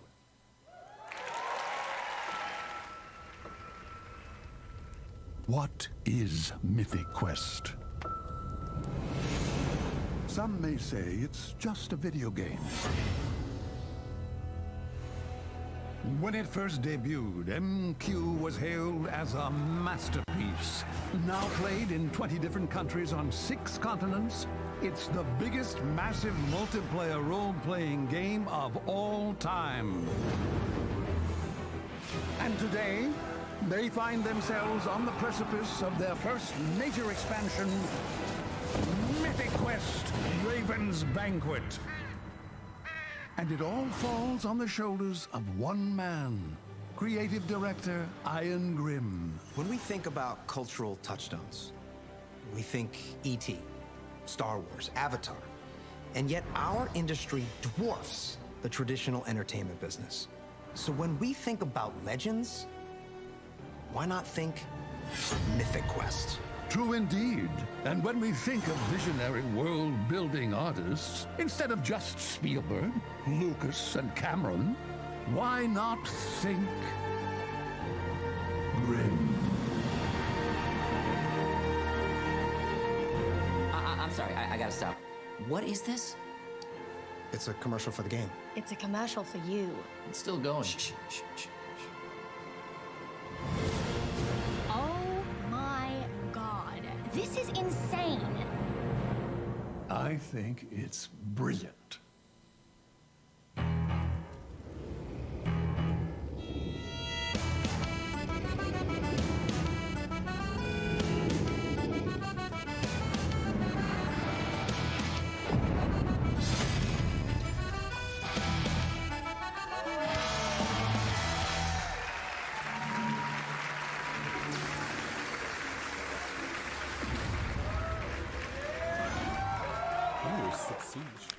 Hey there, my name is Parker Intero Mackay, esports caster for Rainbow Six Siege. There are so many exciting things to come in Year 4. In-game events, map reworks, playlist updates, a roster of 52 unique operators, and of course, a thriving esports scene. Starting tomorrow, you'll be able to enjoy our 13th season, Operation Phantom Sight. This major content update brings 2 new operators to Team Rainbow, Nook and Warden. After this show, be sure to stick around for an intense celebrity match starring T-Pain, Lil Yachty, and some of your favorite Twitch streamers for the Twitch Rivals Celebrity Show Match. But right now, here's a glimpse of the new season in action. Thank you, everyone, and have a great E3.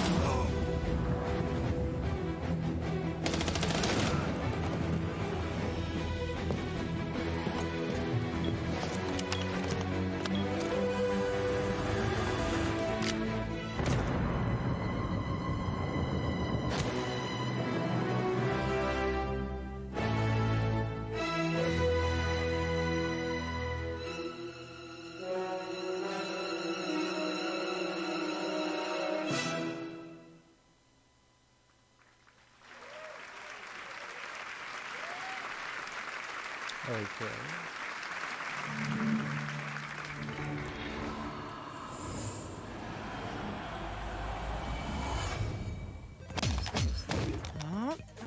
Come on, come on. Oh, no! Yeah. No! Again? Yeah, that's what you get when you take on the Brawlhalla Master. These things are whack! 1v1 me, bro. For real! Yeah, I'll toast your buns again, sure. Want to choose a different character? Yeah! I choose me!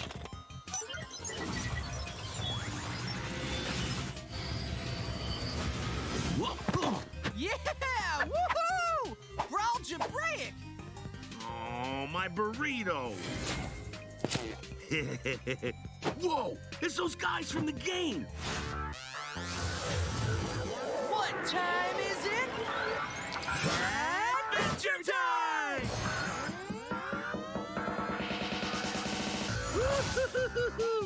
Love that bacon hammer. All I do is win. Got him! Go for it, PB. Uh-huh, Princess Bubblegum gonna show you up. Homies help homies.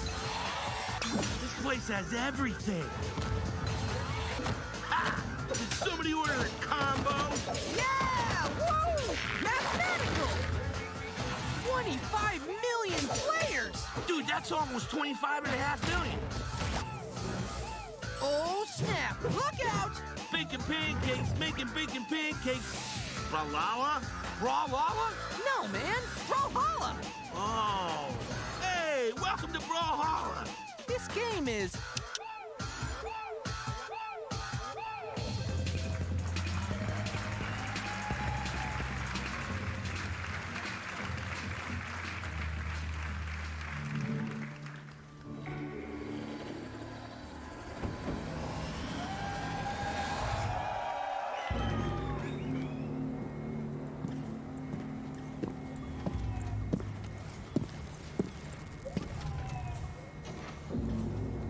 The only test of a man's worth is battle.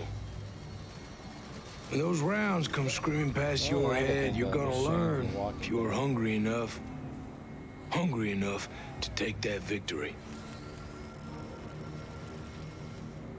And we're going to battle with the soldiers that we used to be. Ghosts. And you better believe that they are hungry too. Once upon a time, some of these ghosts, they may have been your friends. And there is brotherhood. But then there is what the world needs. These ghosts, they are the past. They still serve the machine that we left behind. And right now, for the future, the world needs us. I'm honored. I'm honored to be here with you tonight.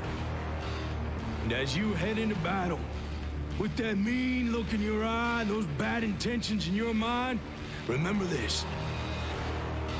You are the few with the courage to make history. You have the desire to take victory. You will be on a battlefield full of ghosts, but only you have that hunger. That hunger that makes you wolves.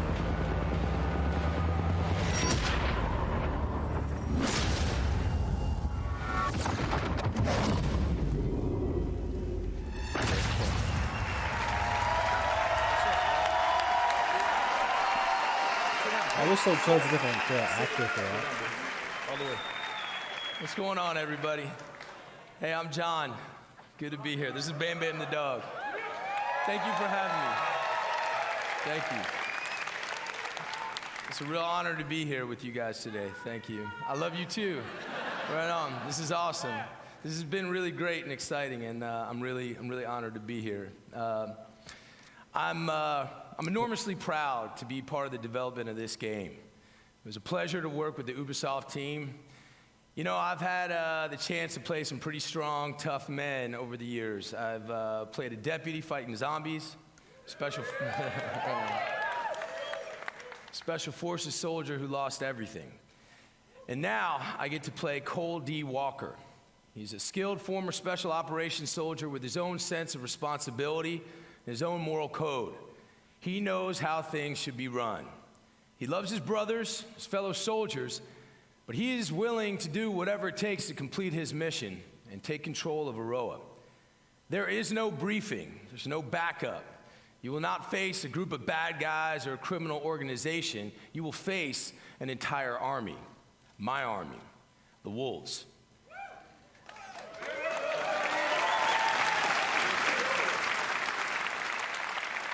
We've got the numbers, we've got the organization, and remember, we trained alongside you.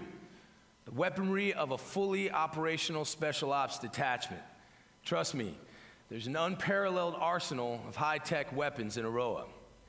So if you think you have what it takes, strap on your boots, and you get ready to take on the Wolves, and take on me. See you in Aroa, we'll be waiting.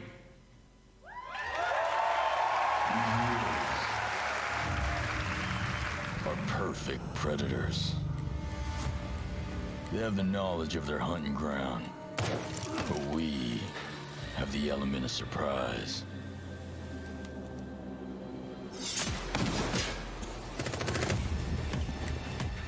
They have the technology, but we have the skills to even the odds.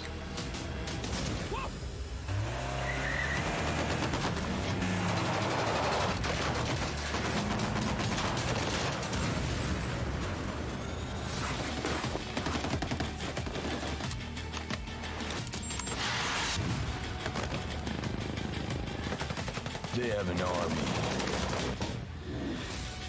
but we fight with our brothers and sisters.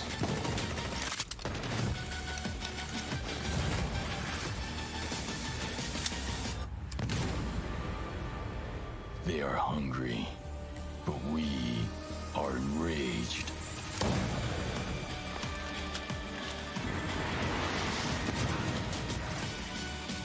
are ghosts.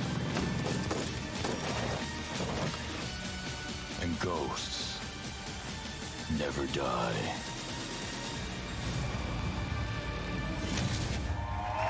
Damn. It's gonna be intense.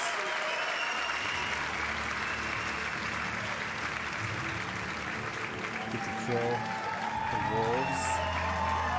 Man, I'm gonna enjoy this game.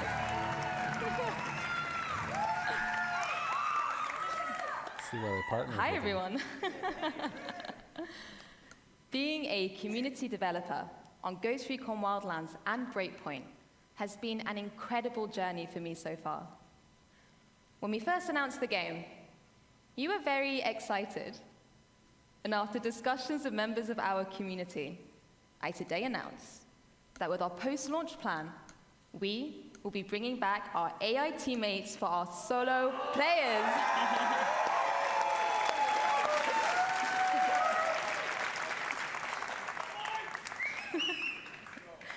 With Ghost Recon Breakpoint, we want to go the extra mile with how we engage with you. So I'm pleased to announce a brand new community program that will allow you to express and share your passion. Welcome to Ghost Recon Delta Company.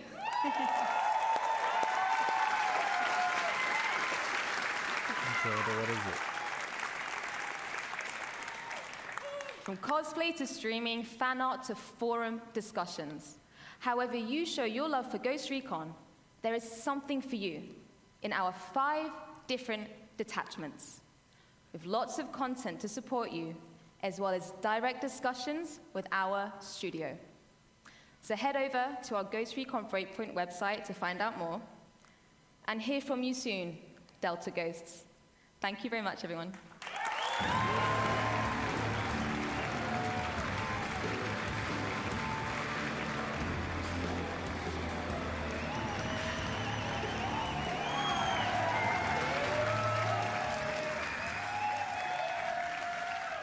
Thank you, Laura. Hello, everyone.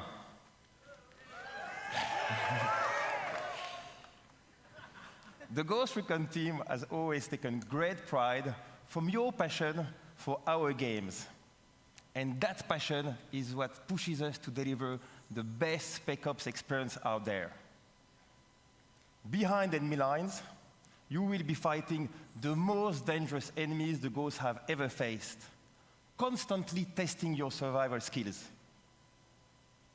Yes, we can't wait to welcome you in Ghost Recon Breakpoint on October 4th. And 1 month before that, our beta will be live on September 5th.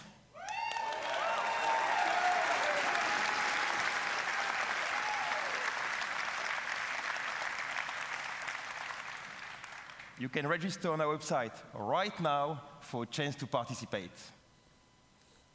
Ghost Recon Breakpoint will be live for years to come. We've got your back.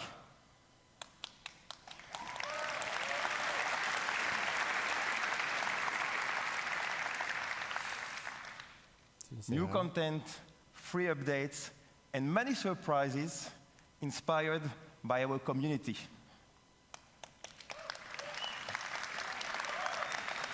Yes, yes, like this one.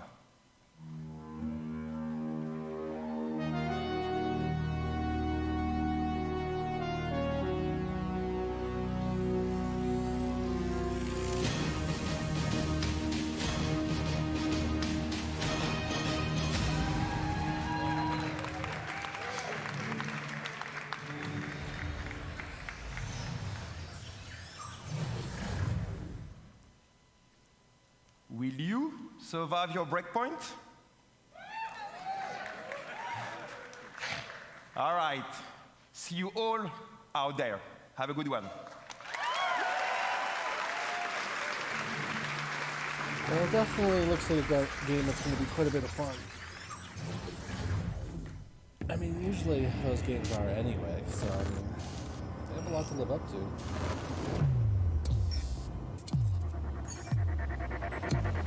It's like something to do with Siege.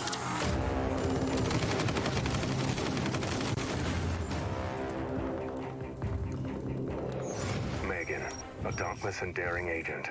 She's all in, all out, always. Montaigne. Counterterrorism and rescue veteran. His best offense is his defense. Nomad. Covert Special Ops team leader. A ghost on the battlefield. Caveira. Highly skilled defending operator. Lightly armed. Massively effective. Sam Fisher. Elite covert operative. The lone wolf now hunts with a pack. When chaos strikes, rally the specialists. Lead the elite squad.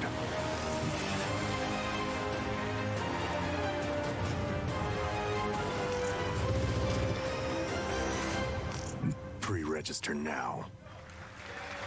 Interesting.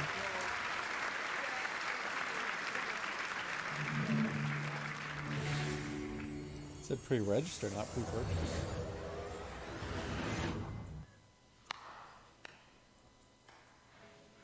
$10 years. 10 years. Well, that's a lot of dancing. We're exhausted. I know. But think of everything we've done. It's not for us, or for you, or you. It's for them, the players! We danced, and Silvio and his girlfriend got married. We danced, and our friend Jaden Rodriguez danced for millions, bringing together generations. That's right. We danced, and they set world records. Do you remember Carrie? Yep. Of course we do, because we were with her. Right. Yes. Dance is why we exist. And I know we're gonna have much more of these moments because dance is a force. It's transcendent.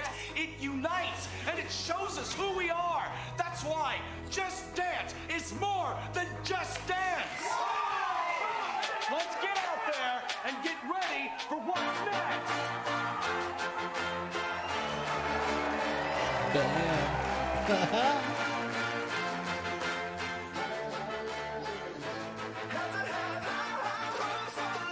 Fuck yeah.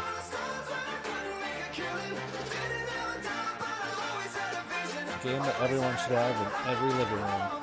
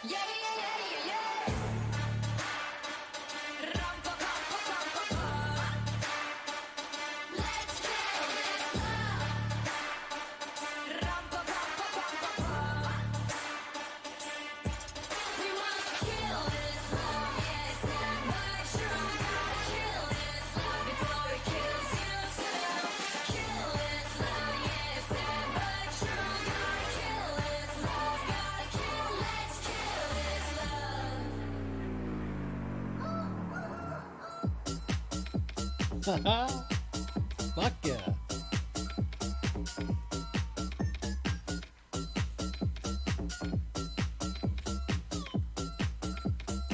Want a world movement? Fucking Just Dance.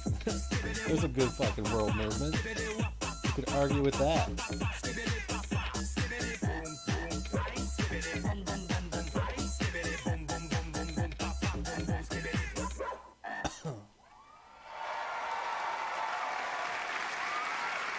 Coming this November.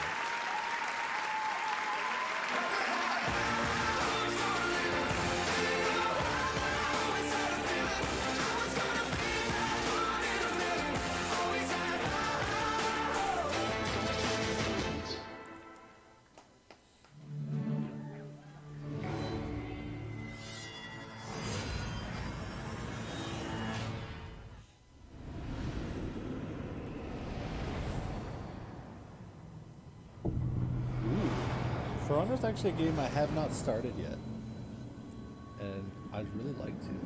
So I'm hoping whatever this is, something to draw me in. There's an old tale about this village. A samurai came to deliver justice. But darkness clouded her mind. She slaughtered every living soul.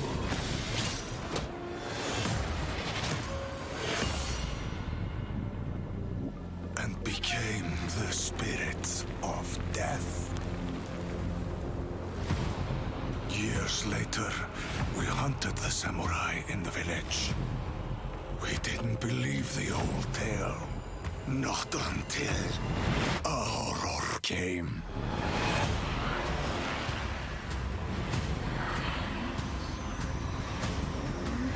Spirits hungered for our souls.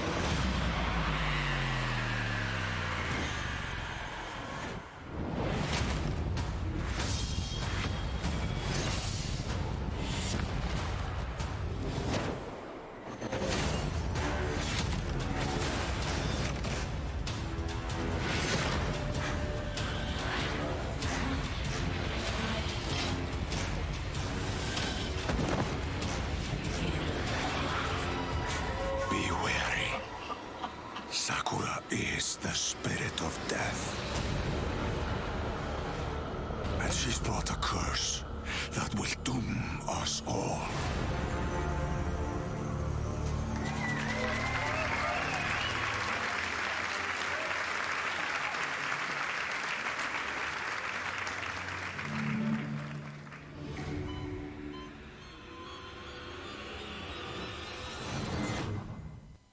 Oh, finally.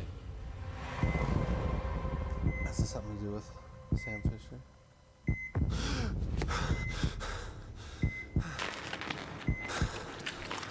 Oh, what is this? This is a whole new game?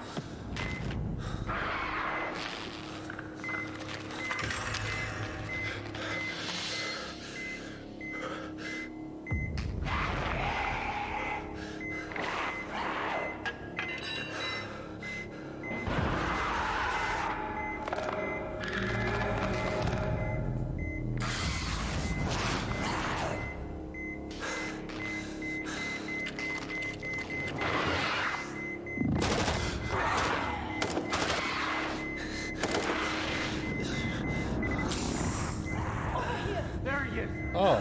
We found him. Oh no, this Take is him. I'll cover you. He's going into space. The trailer for this already. Contact! Head to the extraction point. It's Dying Light 2. Oh no, Rainbow Six Quarantine. Ooh.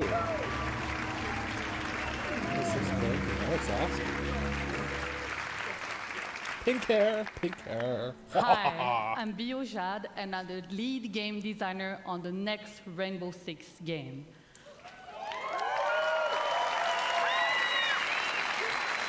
It's called Tom Clancy's Rainbow Six Quarantine. I'm part of a new team in Ubisoft Montreal that set out on an exciting new mission. Create a radically redesigned co-op experience built on the foundations of one of the best shooters of this generation. What Siege is to the PvP shooter genre, we will be to PvE co-op.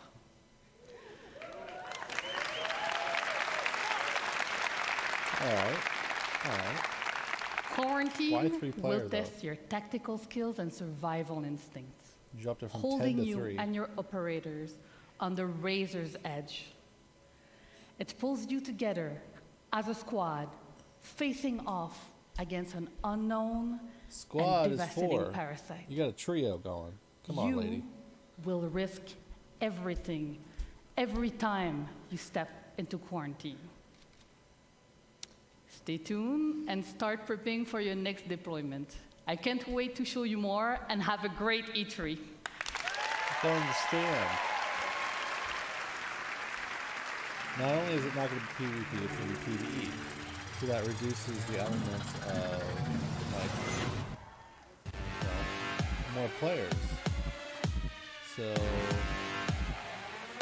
then you dropped it instead of down to 5, which would have been half a team, or half a player base, down to 3. God, I don't get it. I'm playing video games!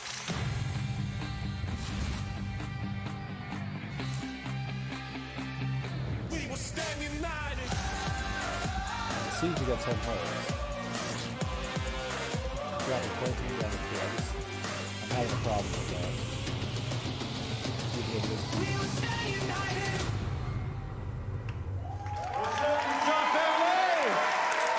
What's up? Yeah. All right. Woo. As creative director at Red Storm Entertainment, there's no greater reward for me or the team than to see our game come to life and to see our players, our star players, taking tremendous pride in being a part of the Division. Yeah! Now, if you haven't had the opportunity to play the Division 2 yet, we would be thrilled to have you join our very passionate community, because I'm happy to announce that this week only, between June 13th and June 16th, the Division 2 will be absolutely 100% free for everyone to play.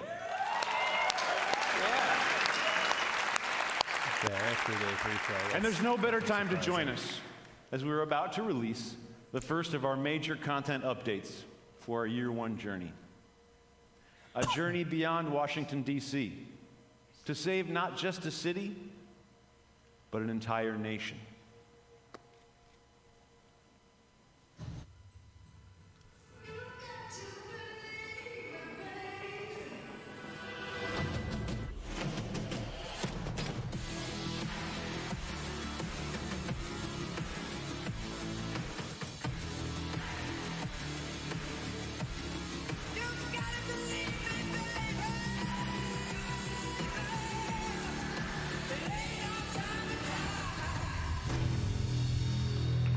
All right. Thank you. Episode 1, coming in July, right around the corner. We deliver to you new main missions and a brand new game experience. So for the first time, we're taking the fight outside the city, and you'll venture deep into the woodlands to spearhead an attack on a presidential compound as you seek to bring a traitor to justice. The National Zoo is the setting of our next mission, where you and your team will hunt down the surviving outcast leader. And this brings us to our final edition of Episode 1, a place called Kenley College, and it's home to an entirely new gameplay experience. One that will take exploration, investigation, and logic to uncover the fate of a military convoy gone dark. Now, Episode 2, coming this fall, we will bring to you the Pentagon.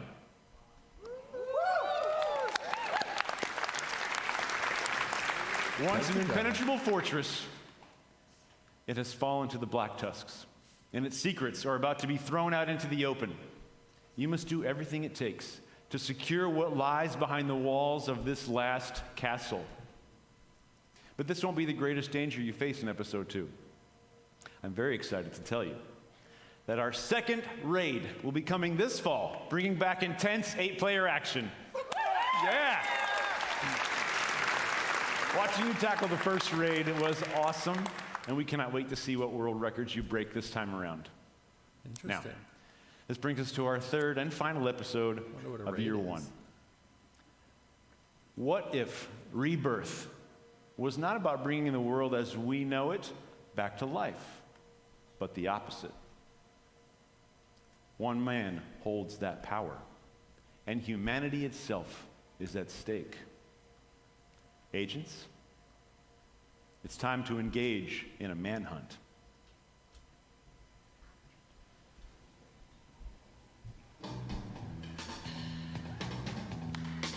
It's the time of the season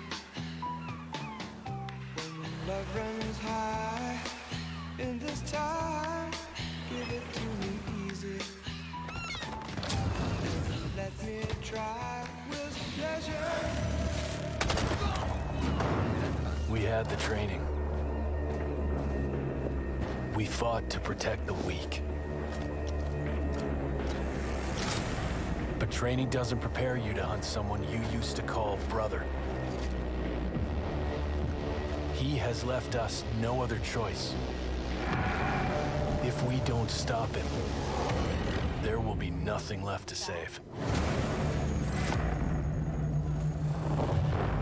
Holy shit, what about that? Man. Woo! I can't wait for that.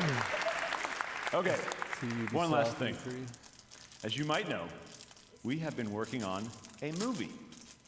It will be directed by David Leitch, starring Jessica Chastain and Jake Gyllenhaal. Well, today, I'm proud to announce that we will be making the Division movie with Netflix. More to come on that in the future. Thank you very much. Thank you. Oh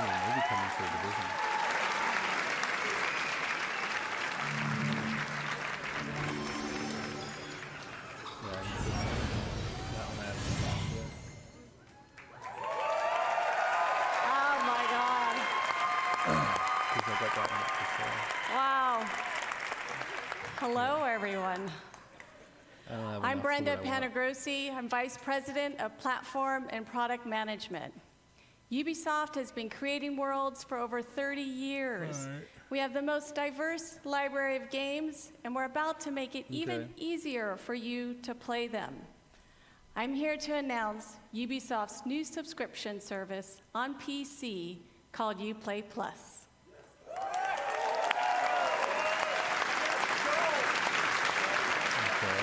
Uplay Plus. You'll get earliest available access to new games, including the premium editions with all their additional content.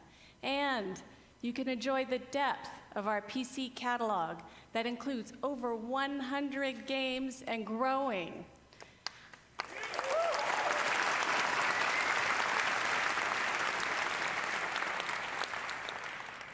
Uplay Plus will be $14.99 a month. If you sign up today, we'll enable free access for you in September at launch.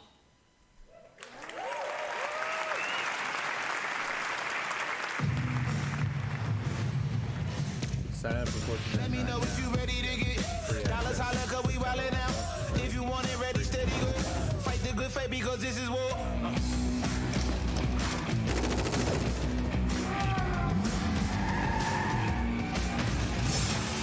Born for greatness, man. Born for greatness, man. Born for greatness, man. Let me know if you ready to get dollars holler, cause we wildin' out. If you with it, ready, steady go. Fight the good fight because this is war. This is war. This is war. This is war. This is war. This is war. This is war. This is war. This is war. This is war. This is war.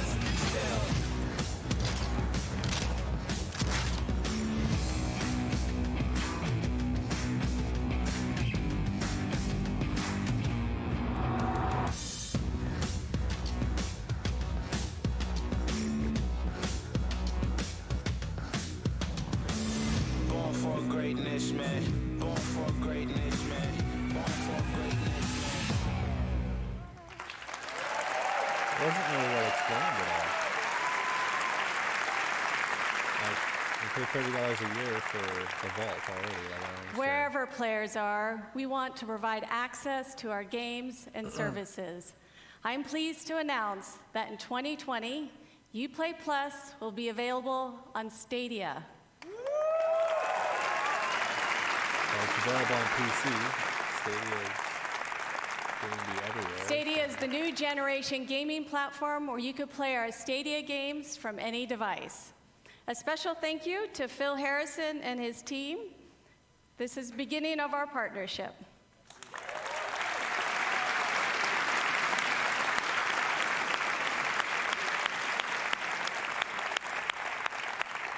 Thank you so much. Have fun playing. Yeah, that didn't really make sense. Uplay Plus, you get access to games. Well, we already have that on Uplay Vault. And then you get access to the Ultimate Edition, well, people already have access to the Ultimate Edition at pre-order. Like, we're gonna pay for what we already have. I don't understand.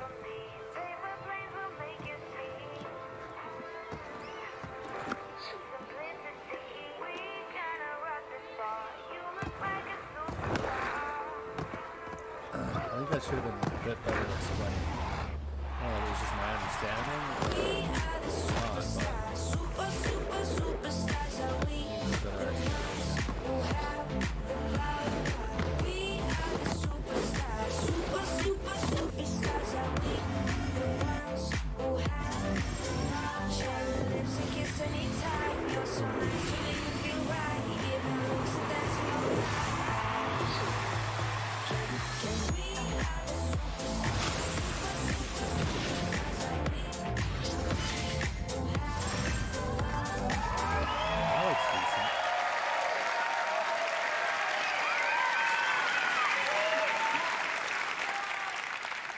Hello, future champions. My name is Stefan, and I'm a proud member of the Roller Champions team.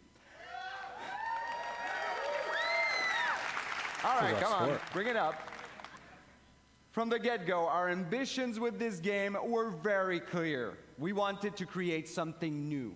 We wanted to capture the intangible excitement of players preparing for the big game, the hype of team play and competition, along with the craziness of high-speed racing. So we started working on Roller Champions, a skill-based team PvP sports game that is as fun to watch as it is to play. A game in which you, the player, can create your own story as you roll up to glory. But right now I know how it looks. We showed you a trailer, then I got on stage starting my little speech. That's all well and good, but when will you ever get to play this? How about today? Nice. You don't get to see very many of those. This E3 conference, apparently. That's right. When we're done here, I want you to head over to Uplay on your PC to download a pre-alpha E3 demo of Roller Champions. Play the heck out of it for the next few days. And when you're done, head to the forums to tell us what you thought. And you know what? We firmly believe that you will be screaming as loudly as our colleagues did when they first got to playtest it back in Montreal. But I can't just leave you with that. So here's a taste of what you should expect once you click that download button. Put your skates on, see you in the arena.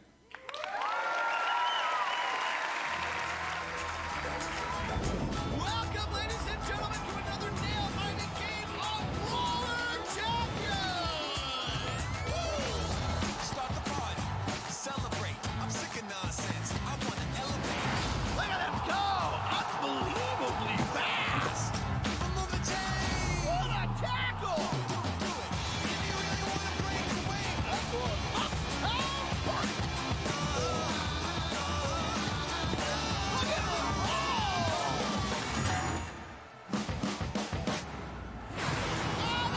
Amazing play! This one is making the history book! Woo! If you want to be loose and free, you can be anybody that you choose to be.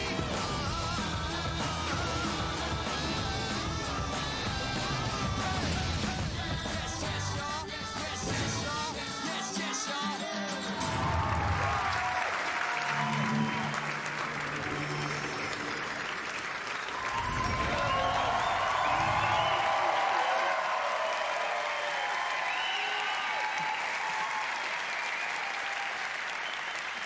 So first, I want to say thank you to... Thank you. So first, I want to say thank you to all the Ubisoft teams around the world for your talent and energy. You know, congratulations for another great show. Thank you. So I believe video games have a positive impact on all of us and the world around us.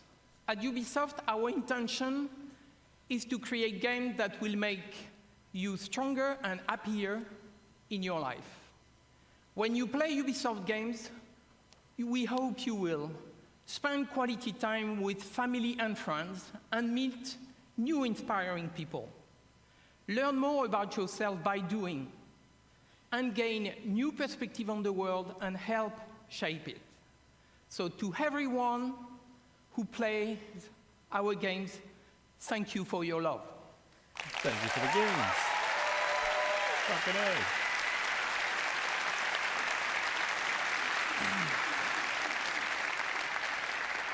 You push us to always do better and go further. So now, I'm very proud to announce a new project from an exceptional team in Quebec City.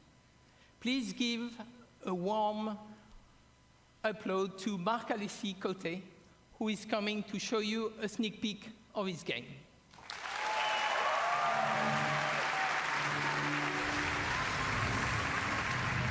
Thank you so much.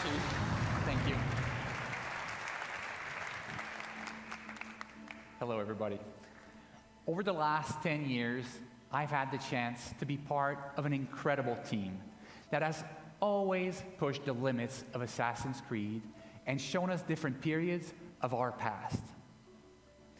But our imagination has always been bound to the reality of the history books.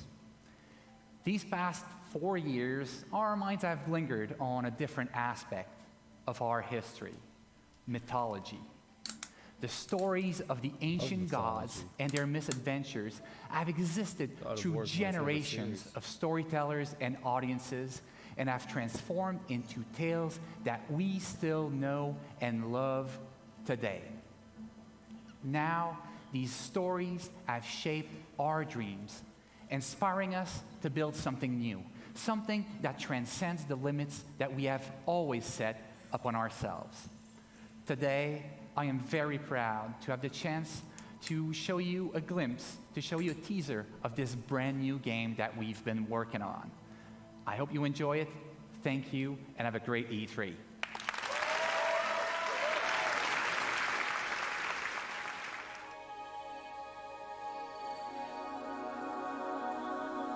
This is something that looks it's going to not be arty. It's going to be more realistic looking. When heroes need help, they turn to the gods.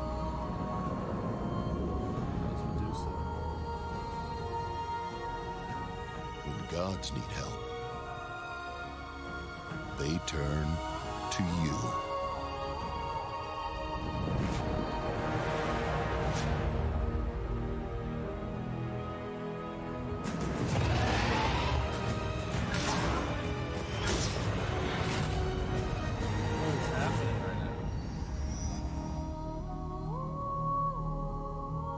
Assassin's Creed Odyssey was like realistic looking.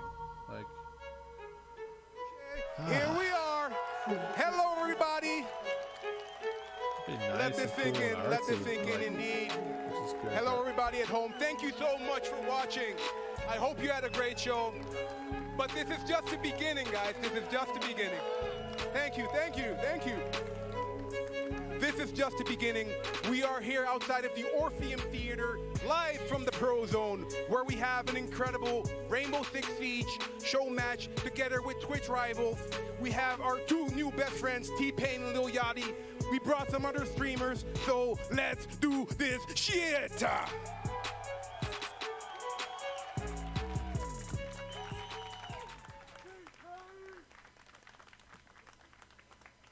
Okie dokie. And we're live again, indeed. So, once again, a quick reminder, Operation Phantom Sight will be available starting tomorrow. Any Rainbow Six fans here? Oh, I like that. I like that.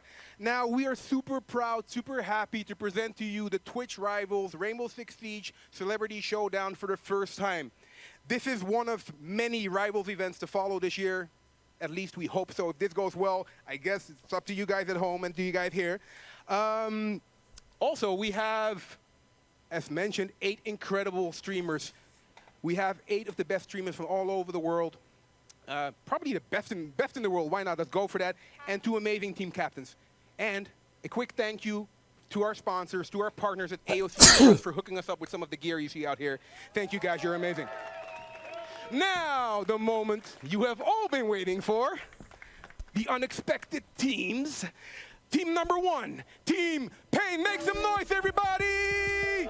We got T-Pain, we got Ammunition, we got B-Nans, we got Lil Lexi, and we got the Russian Badger. What's good, homie? How you feeling? I feel good. I feel good. Slightly less bloated than earlier. I'm good. You brought some friends? I did bring some friends. These are all the winners over here. So this is how that works. So we got Yachty here. I heard. So I had heard. What's the first thing that came to mind when you heard you were gonna battle this man? No big deal. It was like, oh, he's gonna be there too. That'd be cool. He can watch us win, I guess. Oh shit! So you're gonna win? Huh? Yeah, sure. Why not? All right. So let's call Team 2 to the stage because it's time for this. All right, everybody, make some noise for Team Yachty. We got Lil Yachty. We got Bikini Body. We got Moondai, Sacriel, and Xander LP. How you doing, brother? Y'all good? All right. Come on, you're gonna beat him, right? What's up with that? Sure. Sure. I mean, word around town is, I heard that if NA win, it'd be the first thing they ever won, so. Oh, shit. Any response to that? Winning once is always great. No big deal. This is probably be my first time winning anything at all ever. So, but I'll take the one win over 10,000 losses. I'll be okay. I'll take this as the first win. Well, so as a quick reminder to everyone, we're playing for good here. We're playing for charity. We're playing for Girls Who Code. We're playing for Girls Who Code. We're playing for St. Jude Play Live. So everybody is a winner here today. Yachty, you ready? For sure. Pain, you ready? I gotta poop, but yeah, sure, why not? All right, take your places, guys. Everybody, make some noise. This is gonna be an amazing show match. This is gonna be one for the books. Who needs cue cards? All right, so once again, a quick reminder. What do we have here for y'all today? We have 2 teams consisting of 8 amazing Twitch streamers. We got the celebrity team captains, the special team captains, Yachty, T-Pain, and we brought 2 amazing shoutcasters to help us out because that's not really my thing, the shoutcast. So, shoutcasters, take it away. Parker, Caleb, what's good? It's going pretty good, Leon. Thank you so much. And we are excited to get this Twitch Rivals event underway. I'm Wavepunk. I've got Intero here. And Intero, this is your home court. This is Rainbow Six Siege. This is your thing. This is. And we're going to be showing off 2 brand new operators in both Nook and Warden. We're going to be showing off the new map, Cafe Dostoevsky, or well, the revamped map, Cafe Dostoevsky. And then, of course, you've got 2 great charities right now, hoping that their team is going to be able to pull through and win. They're playing for the better part of $50,000. Both charities are going to get some money donated to them today, but they're trying to get the bigger chunk going to their side of the teams. We'll see what happens here. I'm super excited to get into it, but we saw them talking about Phantom Sight earlier today, and we get to play Phantom Sight right now. Yeah, and it releases tomorrow, as they said. That's incredible. You get to test the new content yourself. It's been on the test server now, but it's live, and everybody gets to enjoy it within 24 hours. Yep, so we'll be playing a 1 match on Cafe Dostoevsky. We'll be playing for 9 rounds, better, so it's a best of 5. The first team to win 5 rounds will win. We'll be swapping sides every 2 rounds here, so that'll be pretty interesting to see how that plays out. And you got a favorite for me? You got a team that you think is going to maybe take it this time?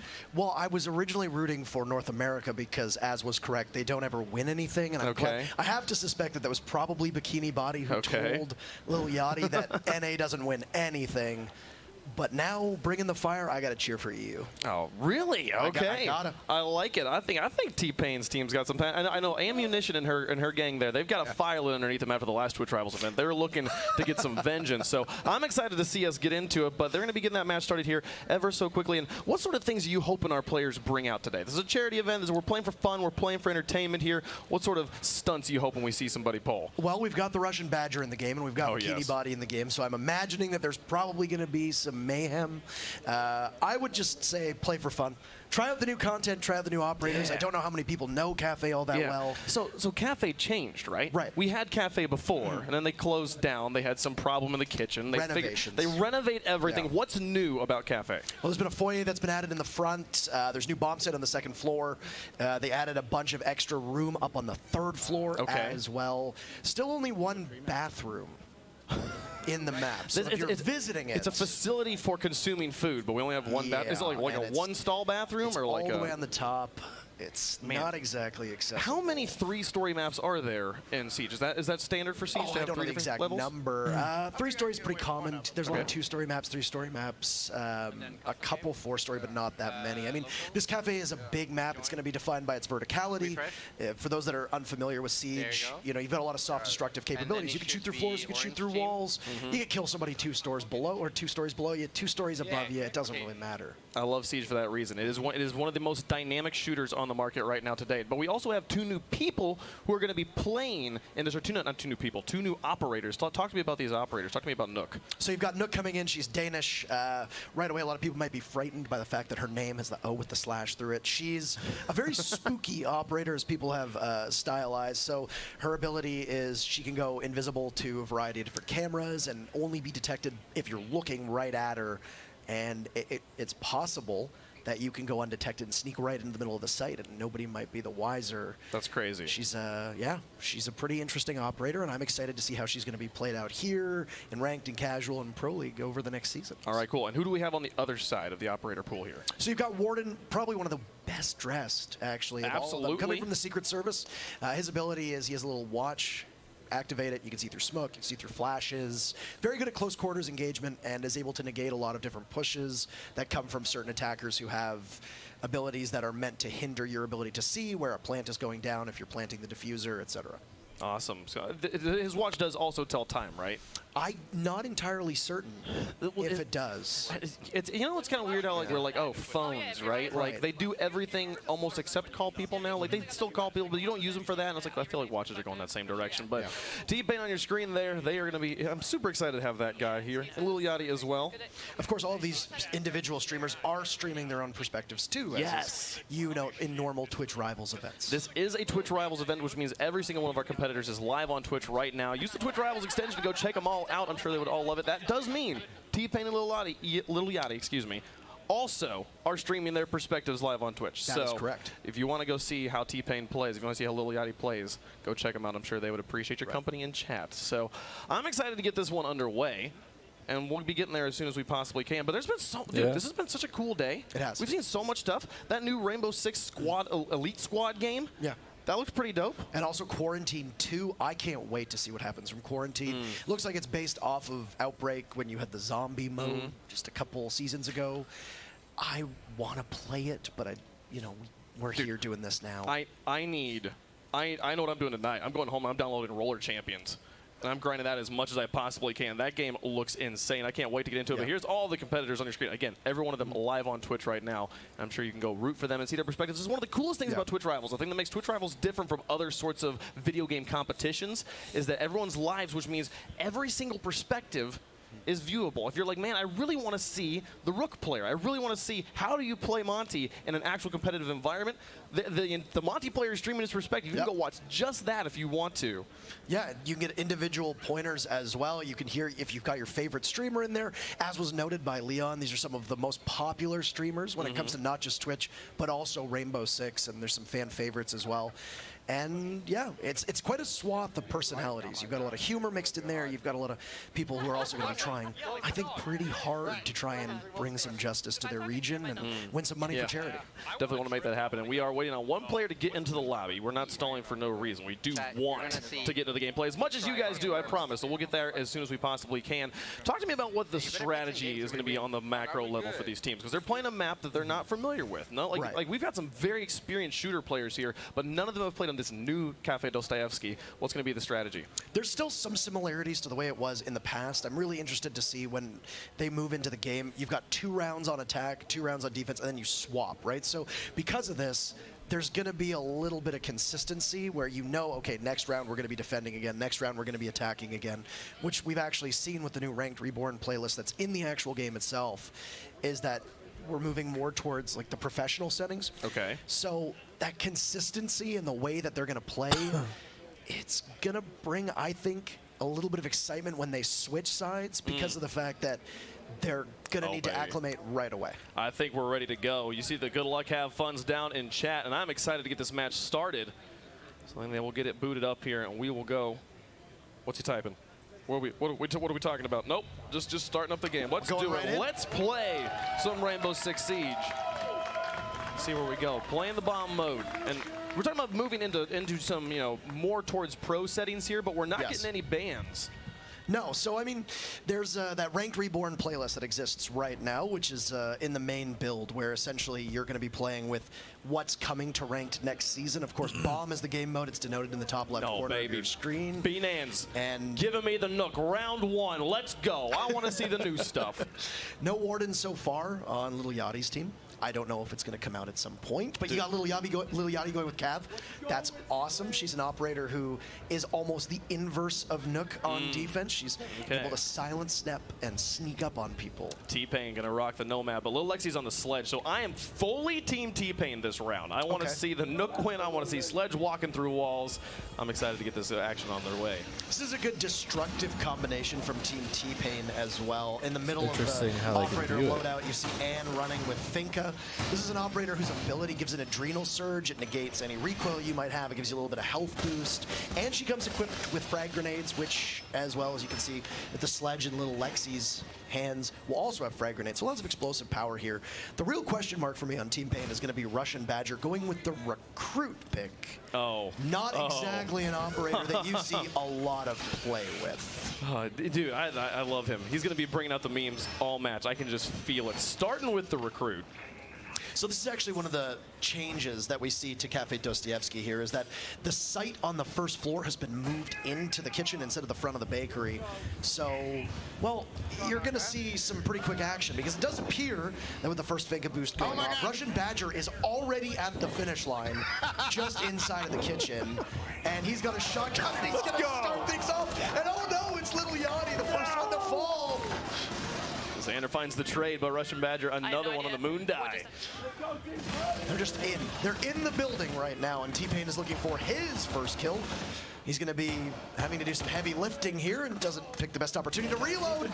Oh, and he's going to get one. Let's go. And we're back at an even 2v2, and all this action taking place in the first 45 seconds. Lil Lexi cleans up Sacral, and it's just Bikini Body left alone. T-Pain still up. Can he get the final kill? Oh, I didn't realize. Bikini Body being careful. Gotta sneak around. Lots of patience. You can see in the bottom right-hand corner the diffuser being planted. That's the objective here. It's in the corpse of the Russian Badger. Yeah, he's giving him a pillow. There you go. You sleep just fine. And now Bikini Body has to work against this timer. So in the top of the screen, you'll see that the timer is going to slowly tick away. 2 frags that will need to be found for Bikini Body. He's not even going to be able to make it in. It's that Sledge you mentioned of Little Lexi. She's going to cut Bikini down. T-Pain will take the very... He's doing a victory lap. He's going all the way around. Feeling pretty good. Thank you very much. Let's go to round 2. So it was shown right away that with the Finka pick from Ann their idea was to just get into the site as quickly as possible. And when you've got a shotgun in the hands of Russian Badger's recruit, well, you're going to do an awful lot of damage up close, and that's exactly what was intended. And it worked out quite well. Poor Bikini Body left all on his lonesome. He did his best. He tried. Little Lexi and Russian Badger doing the majority of the frag in there in round number 1. A fuse pick here in round number 2. We're actually going to see the second bomb site, the new bomb site that's being added, which is the reading room and fireplace hall. This is going to be on the second floor. Originally, Cafe Dostoevsky, in its previous iteration, only had 3 sites. Now it's got 4 bomb sites. And this one has some similarities with the dining hall, but the reading room is going to be a new place for teams to be able to plant that diffuser or defend against the attackers coming in. Nobody want the free t-shirts? Nope. Dude, free t-shirts. You gotta take the free t-shirts. Everybody people. gets a souvenir. Twitch Rivals branded this time. That's of course. Right. Get your E3 2019 t-shirts. They all came back. For those that are unaware, that's Rook, as you mentioned before we actually started the matchup. He provides some bulletproof armor just to be able to give people a little bit extra peace of mind, I suppose, when they get shot at. As they're finishing setting up here, just a reminder to everybody, we're playing for charity today. St. Jude's Children's Research Hospital and Girls Who Code will each be receiving some portion of $50,000 determined by the results of this match in a single game, a best of 9. First of 5 rounds will take home the victory. But there's no losers here. No losers. No losers at all. Except for the old cafe. No, poor old cafe. Poor old cafe. No, not poor old Moment of silence for old cafe. So a little bit of a slower You didn't attack give me here. the moment of silence. Fine. Whatever. Let's go. There's a match to play. Sacral and the Mozzie here. Got a new operator as well, but not the newest anymore. I don't know if this is a spawn peak. No, it actually just looks like once again, Team Pain trying to send us home early. Russian Badger with the shield out, not going to be using any of his possible explosive charges from that cluster charge. He'll just keep moving on in. Bikini Body finding his second kill. Nobody is able to get away from this MP5 as he guards down the stairs over by Reading Room. Bikini Body, the only one to find any frags. Oh no! Lil Yachty in the corner. Lil Lexi says goodbye. Fuck this shit, man. These folks trying me, man. These folks trying to hold me. Team Pain falls now too.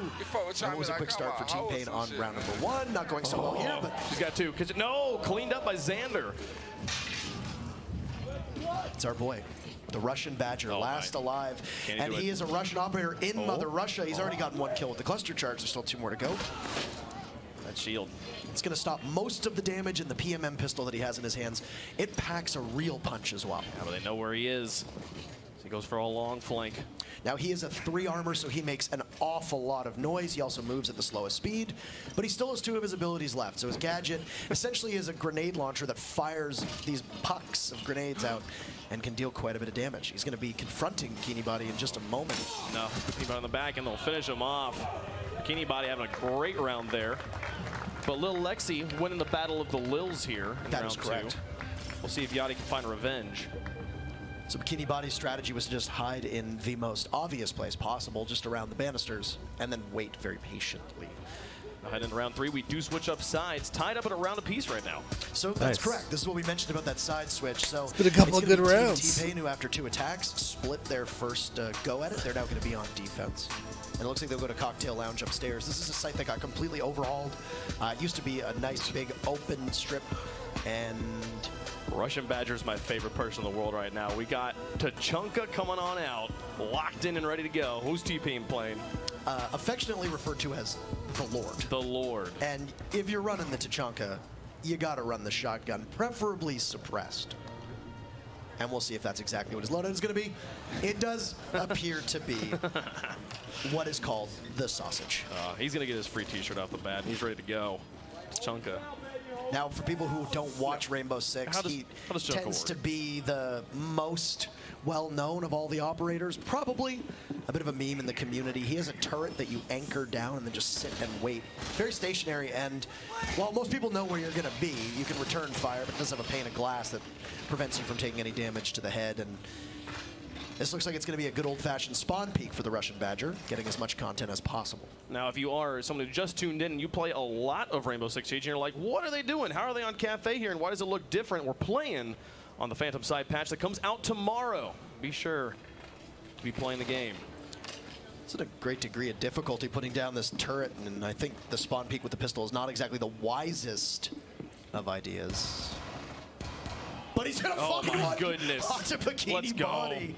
Absolute embarrassment. That's gotta hurt. That helmet, man. He's back at it, and he's just gonna maneuver around. See, because of the way the Cafe plays, verticality tends to be the name of the game when it comes to Rainbow Six, right? You've got all the different floors you can attack through, walls and such. So if you know that they're going to come from that first floor, well, you can be ready. And it's Sacral, actually, who's ready, who finds Russian Badger down inside of the cafe entrance. And that's it. We're back at an even contest. He's had enough of the memes. He takes a lot of damage in the process, though. The Lord has spoken. He's not very convincing this time. Xander finds T-Pain. Never thought you would have said that, eh? You can hear T-Pain from the stage. Not happy about it. The return fire from Lil Lexi. Dropping 1-2. No moon die. Evens it up. No spray transfer there. Now it's Ann on the flank, avenging her teammate. Down goes Moon Die, but traded back once again. Here's an operator that has the ability to bring you back to life with a stim pistol, and Ann will get a second chance now, as Little Yachty is the one running this fuse shield, with Sacriel not too far off. So a much slower pace than we saw from Team Pain. Yeah, but Little Yachty has the majority of the health on his team. He's going to have to find some frags here. He's going to have that shield for extra measure if he needs to, but Ann is holding this new angle of the newer part of the map that has been added. Having to fetch that diffuser is the primary goal, and while she's waiting and taking an awful lot of damage, she's going to be on essentially 1 HP with Lil Yachty coming around, but traded off, and Bean Hands will silence him. Drop that bitch ass nigga though. Little Yachty happy about that one. And now the 1v1. Sacriel in a tough situation. He's just a gust of wind away from his demise, and Blackbeard will have a face shield or a rifle shield equipped at some point. He doesn't have the diffuser either right now. That is correct. In 45 seconds. So there you go. He picks it up. He'll have to get into the site, which means he's going to have to cross the line of sight that Bean Hands is holding inside a piano. He might be able to do so. Just to work around the second pillar that's been added now, but I don't think Bean Hands is too aware of where he is. Shooting the ADS down, Sacriel will now move on in, but the marks that are coming out from the cameras that are existing in the map, and Bean Hands will finish it off. T-Pain will retake the lead. Bean Hands rocking her own charm that's in the game. Ubisoft actually announcing this morning that there will be new creator Bada charms bing, coming out. bada So boom. feel free to take a look yourself. 5 new creators will have access to their charms in the game, and then all the old content creator Twitch charms are available as well. Find a way to play it. Play the game tomorrow to be able to get involved with the Phantom Sight action. You enjoy this Cafe Dostoevsky. Play the game yourself. I like that Little Yachty takes his time to figure out exactly what he needs to pick to round out his team effectively. It's an important decision. The ultimate support player. He picks the operator that will help his team the most. And this time, it's going to be a Ying, an operator who throws out flashbangs that can be particularly annoying to deal with. Warden is a great counter to her. We haven't actually seen a Warden yet so far in this matchup. We've got T-Pain on the Ella. Tell me about Ella. So Ella is a very interesting operator. She has gone through a variety of different changes, and right now she's fast. She's a 3-speed. Right now there's 3 speeds that you see, 1 speed, 2 speed, 3 speed, in correspondence with the armors as well that we'd mentioned, where there's a 3 armor, which is the slowest, 3 speed, of course, being the fastest. And she's got a weapon that is very good at taking multiple engagements at close range, but anything farther away, well, there's a lot of damage drop off. The recoil's very difficult to control. But because she's a 3 speed, she can maneuver pretty quickly, and she's got traps that will disorient your view and slow you down too. Now, this is going to be interesting. This is called the Hall of Mirrors strategy. So Russian Badger's going to throw out 3 decoys and then try to get a kill, and he's going to do so on Xander. Take your pick. The decoys that are thrown out by Alibi make it look like there's an enemy outside, and you have to choose which one it is. In this case, for Xander, not exactly the best, but now goes Bean Hands to Little Yachty, and it's a successful entry from the Ying here. An early kill for Lil Yachty as he'll on the prowl for more, but he's not going to find it. Ammunition puts him on the ground. And that'll be the lead back for T-Pain's team. That's unfortunate, too. That's a lot of utility, as we refer to as 2 operators in the hands of Lil Yachty's team, whose gadgets are incredibly important for executing a sight push, etc. Sacriel is going to be able to grab Russian Badger, and then, or T-Pain, and then Bikini Body takes out Russian Badger. So they've been able to dig themselves out of this hole. It's all up to Ann. She's got 1 kill so far. She's got to hunt for more. She's got this. It's been a good comeback here from Team Yachty, who had shown a little bit of, I suppose, reluctance to push quickly. T-Pain's team didn't really have that same issue when they were on attack. Where's she going? Outside library in the hallway by laundry. 2 of them. Fused. 2 people in this room. Do they know where she is? Here's the first one, and it's going to be finished off. Sacriel closes out the round. Difficult to go up against the Blackbeard, as you can see. He's got the rifle shield. It makes it very hard to hit in the head, obviously. It'll prevent you from dying to a headshot, and Ann just didn't really have much of a chance there. And, well, it's not going to be a blowout either way. We're tied up 2-2. We're going back and forth right now, and I'm interested to hear how the players are talking. To hear what the comms are like on these teams. The beauty of Twitch Rivals. Yeah, you get to tune in. We can listen in, and just a reminder, every single one of these people live on Twitch right now, go check them out. I'm sure they would love your company in chat. This is an even nail-biter of a game. Russian Badger on your screen, the meme lord so far, bringing up the Capital. Not exactly a meme operator at the moment, though. Another Nook pick, but we don't have any, haven't seen any of the other one yet. So I like that we're seeing a lot of this site, by the way. It's good to show off the new addition to Cafe. And for people that have played this map, having a 4th viable bomb site is incredibly important for its balancing perspective. This is a trap operator. Basically, you lay down these little studs on the doorways or windows, and if you walk through them as an attacker, well, you take an awful lot of damage. They get all set up. Once again, on a support operator for Little Yachty. Man, he is such a team player. We've seen a few shield operators, but so far no Monty. Very noteworthy operator for Bikini Body on Clash. Popularized a strategy where you put the shield on your back and then quickly pivot around. So the shield absorbs all the bullets, and then, well, you're able to do some damage with the gun in your hands. Staring at each other. Oh man. Well, I'm ready to hear. I want to hear what the players are doing. Let's listen in to T-Pain. Oh, they put a capping trap on there. That's not good. All right, mission abort. I'm screwed. Mission abort. Do you want to drone? That's Capcan. Okay. Oh boy. They were holding library last time. I'm void search. Oh, that's a real profanity. Oh, I downed her. Good one. Good one, T-Pain. That's all you. Can't see anything Oh man, T-Pain finds the frag. The clash down. Shield's no good. No, a little bit of cheekiness from Bikini Body didn't really work out all so well. T-Pain taking so much damage in the process, though, so. And on one of her favorite operators here on Jackal, not enough time to put an optic on it, but there's Moondai falling on red stairs, and now Ann will just continue to charge on up. Not too far off as B-Nans, and they've taken an awful lot of damage. Nobody on T-Pain's team right now, other than Little Lexi, are at full HP, so a couple bullets here could stop all of them in their tracks. Xander looking for shots, and he'll find them. Ammunition sent down. But I think there's one more on red stairs. T-Pain. Rough on health right now. Yachty, it's friendly. Oh no! No! Yachty with the team kill. Oh shit! Helping the enemies, and a sleeper agent apparently in Little Yachty is now once again the battle of the littles here with Little Lexi just waiting patiently. You can shoot through those walls, so if Little Yachty isn't aware, oh no! Don't know what he was trying to do, but gunned down by Russian Badger. They're gonna come in A. Russian Badger finishes him off. Make this game On A. friendly shooter fire. Why the fuck would they do that? Yeah, right there. That don't make no sense. Yeah, they're in there. Now in the 1v3. You have an impact. Impact them all. This is going to be difficult for him to do, but look at, once again, the Team Pain's team are so low on HP. Looks like he'll be able to cut down Russian Badger, gets him down. He's so low. But not out, and he's going to crawl around on the ground, but T-Pain! What antithetical performances here in this round, but Lil Yachty's going to bounce back. Look at that. Let's go. The dab for the win. All right. T-Pain feeling good right now. Yeah. Just be more careful.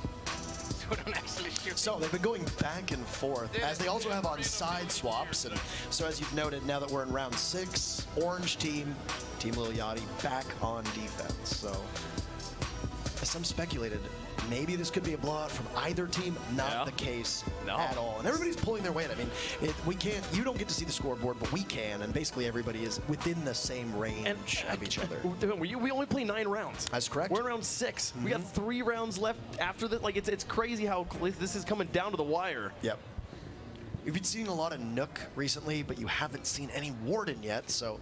I want to see that Warden man. I want to see the best-dressed man in all of Rainbow Six make an appearance. So, here's another trap operator for you. This is Frost, being played in the hands of Little Yachty. Now, he's got 3 welcome mats, and essentially what they are is gigantic bear traps. And if you step in them as an attacker, well, you are in significant trouble. You are downed, and you'll rely on a teammate to be able to get you back up. It's great for stopping the rushes that we've been seeing from Team T-Pain. I have another reinforcement. Might you want to? Got a little Lexi on the sledge. Yes, I do it. Russian Badger, I believe, on the Nook. We can't hear you through this. I think they are really fast. Yeah, they play super aggressive. He's still just putting up the defense, you know.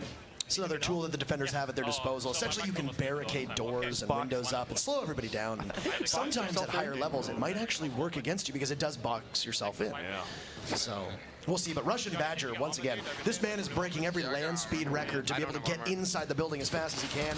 And he's just going to get gunned down. Oh, Bikini Body almost gets all of them. He's fine. Oh, no. Now he's dead. There's Sander. Not enough coverage for Russian Badger, who you got to give the man some credit. He got in quickly, but he'll get eliminated pretty quickly, too. T-Pain on the glass.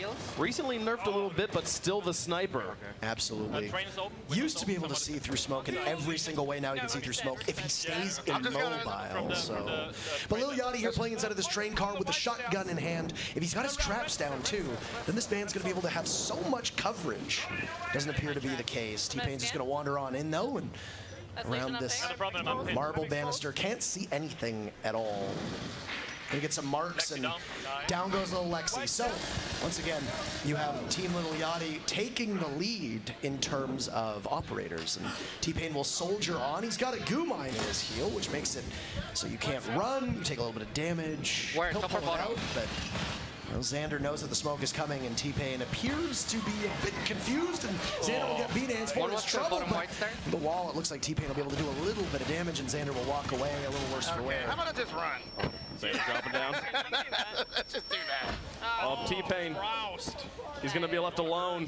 Can he clutch the 1v4? Can it happen? Come on, T-Pain. Not exactly an operator you want in this particular instance, but it does look like it'll be a game of cat and mouse between him and Lil Yachty. And Lil Yachty's got the shotgun in hand, but neither are able to hit any shots here, Wave Punk, at all. He's backed up. Can he find the shots down the hole? Look for him. There's one. All right. You can do it. Absolutely beheading Xander. He'll have to grab that diffuser too, but what a beautiful shot.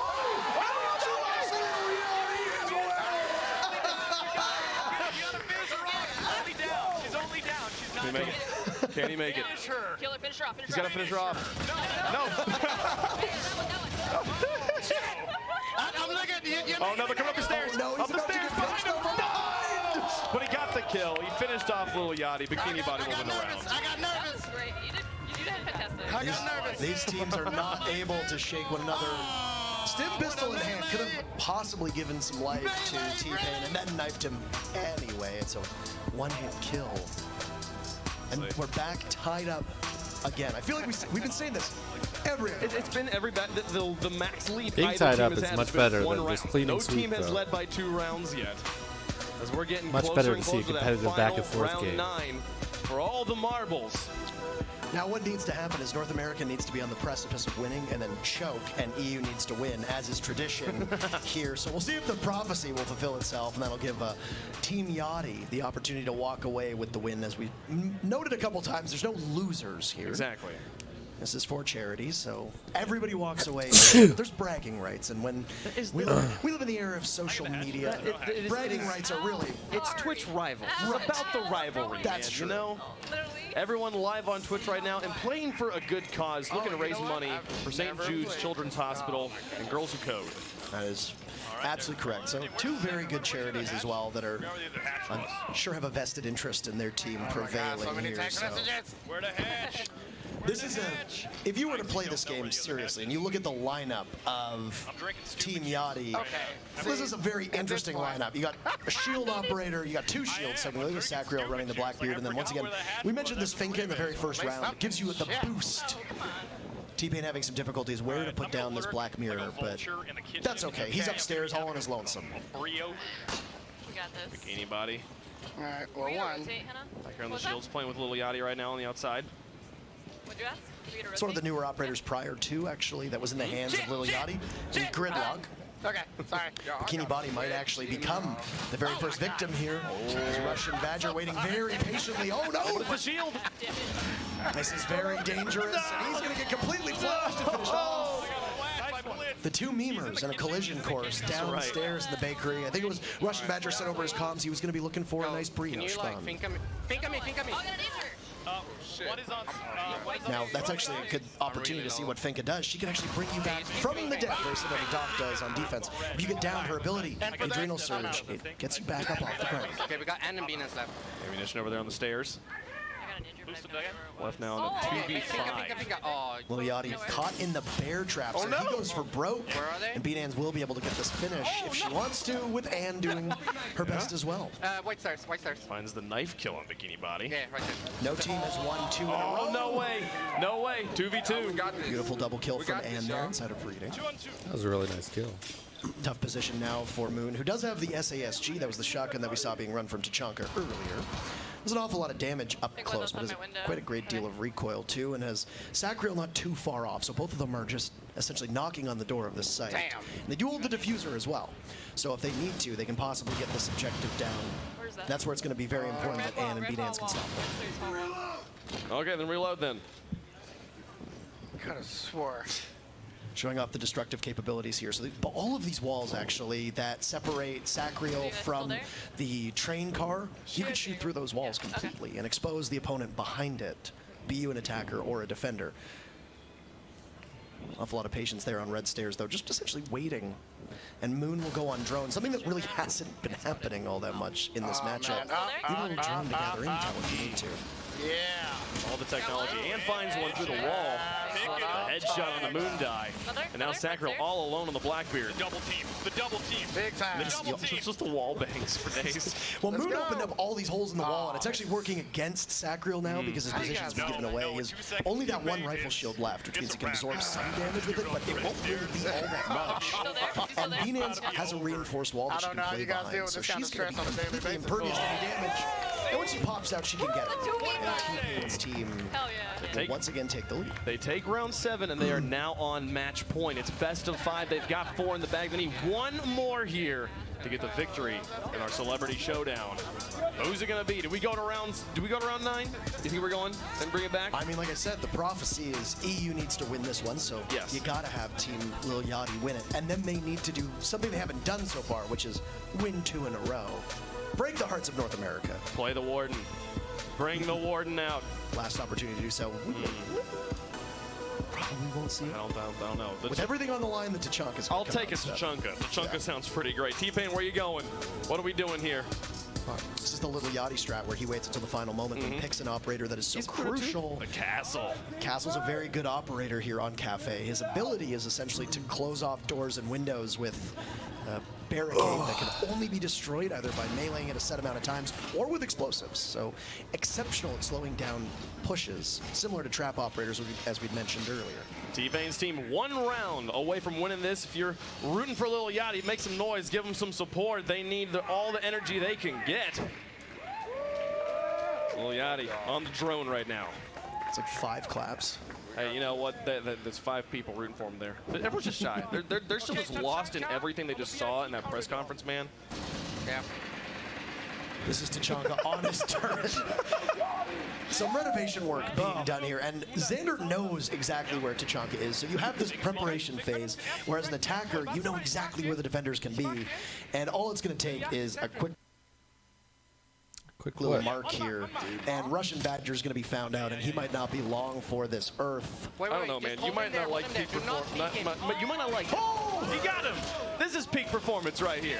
Xander knows where he is, and it won't be too much longer as Bikini Body does finish him off. Oh, the moon dive finishes off T-Pain. So there you have it. You need Lil Yachty's team to win here, and Thermite Shotgun is an interesting strategy, but if there's anybody who plays support as well as Lil Yachty does, I think he's going to be able to accomplish something with his team. This one. So they have to get all the way up to that 3rd floor. Because Cafe is so vertical, everybody on attack has access to rappels. They can rappel up to the top of the building. And then, as you can see from Bikini Body, you have hatches that you can drop down when you are on top of the map itself. Albano looking to do some scouting after dropping the fidget spinners. So Thermite's on the roof. They're droning out. Yeah, they're droning out. Some bevy of barbed wire there just to slow down anybody who does decide to drop through that hatch. And the assumption would be that if you're a defender, you're going to be watching that hatch because you know it's opened up, you'll hear it. The camera's now mine. It's telegraphed almost that somebody is going to drop at some point. It looks like Sacriel might be the one on deck. We don't quite have a view on. They sent all 3 players up top and they're drop straight in. Now taking a walk up, Lil Lexi will finish off Bikini Body. And now it's all evened up, 3 apiece. That's what we said. You know they've opened the hatch. The moment that they drop, they're possibly sitting ducks. And Lexi has this ACOG on her MP5. It's going to give her a lot of range to be able to gun anybody down. Yes, she's pinged. I think Sacriel knows actually where little Lexi is. As you can see the red mark on your screen, but there's a lot of hesitation here from Sacriel to actually drop and possibly take that fight. Yeah. Should I drop? I mean, it's got to be scary, man. Dropping in. You've got B-Nans and Munition and Little Lexi, the death squad on the other side, but he's going straight for the plant. Little Yachty didn't try to make it happen. I think they know he's on it. Saw the position, and there you go, she'll get it. But the plant is down. And that's it. They've cleared everybody out. All you need to do is grab the diffuser, disable it. The win. For the victory. Little Lexi and company gonna clean it up. And Ammunition, no, did she? The team backs off a teammate as they finish it off, and that is the victory for Team Pain. The first victory for North America. Look at them go. Years. Wow. Make some noise for Team Pain.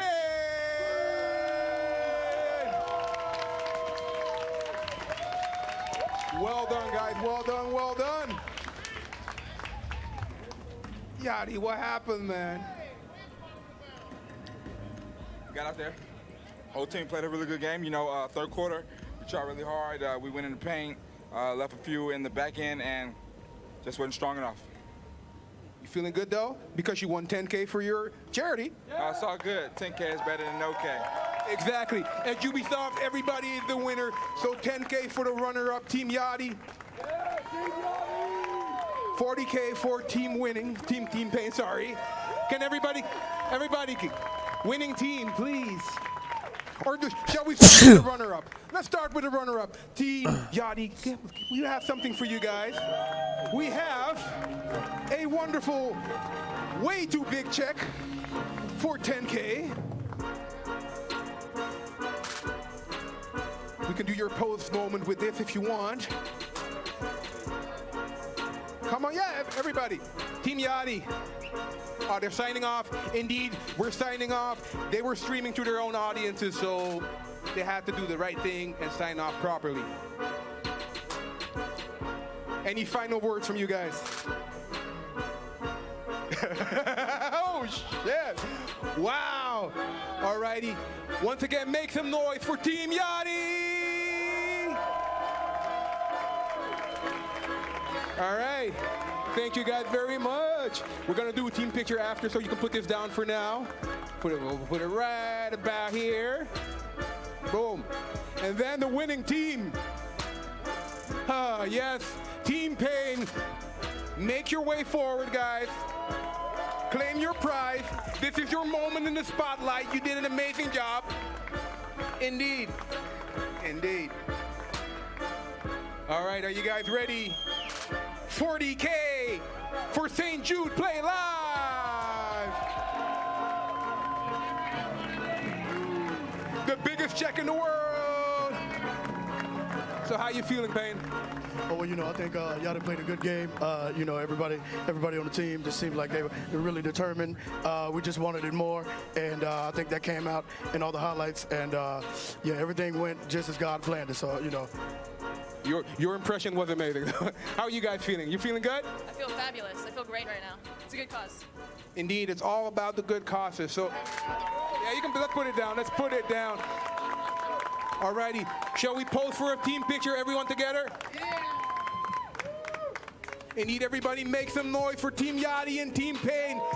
Everybody make some noise for Twitch Rivals. Yachty, can you do the picture? So we have both teams. We're gonna take a few pictures. It's gonna be amazing. We got the red cups. Let's also hand this to, that's a you. That's never gonna work here, but well, we'll try it out. We got both checks right here. Exactly, we'll leave it as it is.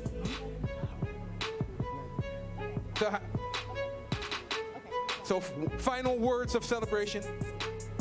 Yeah, I mean, this is a great thing, man. It's for a good cause, for, you know what I'm saying, a great day. It wasn't as hot as I thought it was going to be. I feel good, man. You know, this is what we came here to do. This is what gamers are. You know, we come out here to do these things for the people. So we play for everybody. We play for ourselves. We play to win. And, you know, we gamers, man. That's how we work, you know? Indeed. How about you, sir? What's up next for you? You're going to check out E3? Okay. Okay, so he will be at E3, so you can check him out at E3. You can check out Yachty. Alrighty, thank you all very much for watching. This was the first of many Twitch Rivals, Rainbow Six Siege showdowns. We will see you next time. Thank you all very much for watching. Have an amazing E3. T-Pain, Lil Yachty, Team Pain. You guys are amazing. Pretty cool stuff there. Absolutely. Loved it. It's been quite the show, and don't forget, folks, Phantom Sight going to be available tomorrow. Definitely get your downloads on and get into the game. Play some Nook for me. Yeah. Play some Definitely Warden too. That downloading guy. The guy didn't even get to show up at all. He got in the suit. You gotta all see the dressed suits, up. man. Nothing. You gotta make it happen there. Yeah. But that's pretty awesome stuff. That does it here for Twitch Rivals. Thank you so much for watching. We'll see you guys next time. Bye-bye.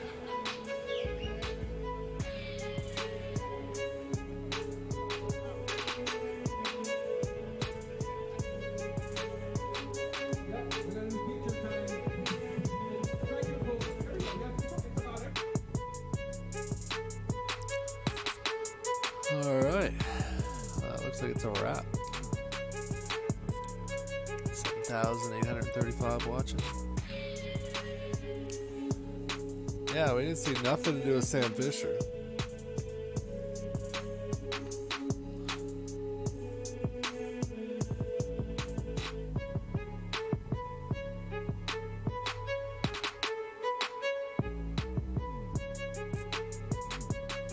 Wow. Guess that is a wrap then. I mean, they didn't go over certain things I was expecting. Alright, so if you like this video, hit the like. If you dislike the video, smash the dislike. If you'd like to subscribe to my channel, go ahead and subscribe. But if you'd like to know when I'm uploading or streaming, which I am usually streaming, make sure you hit that little notification bell and you will be notified. Alright, thank you for watching. Hope you enjoyed, and peace out until next time.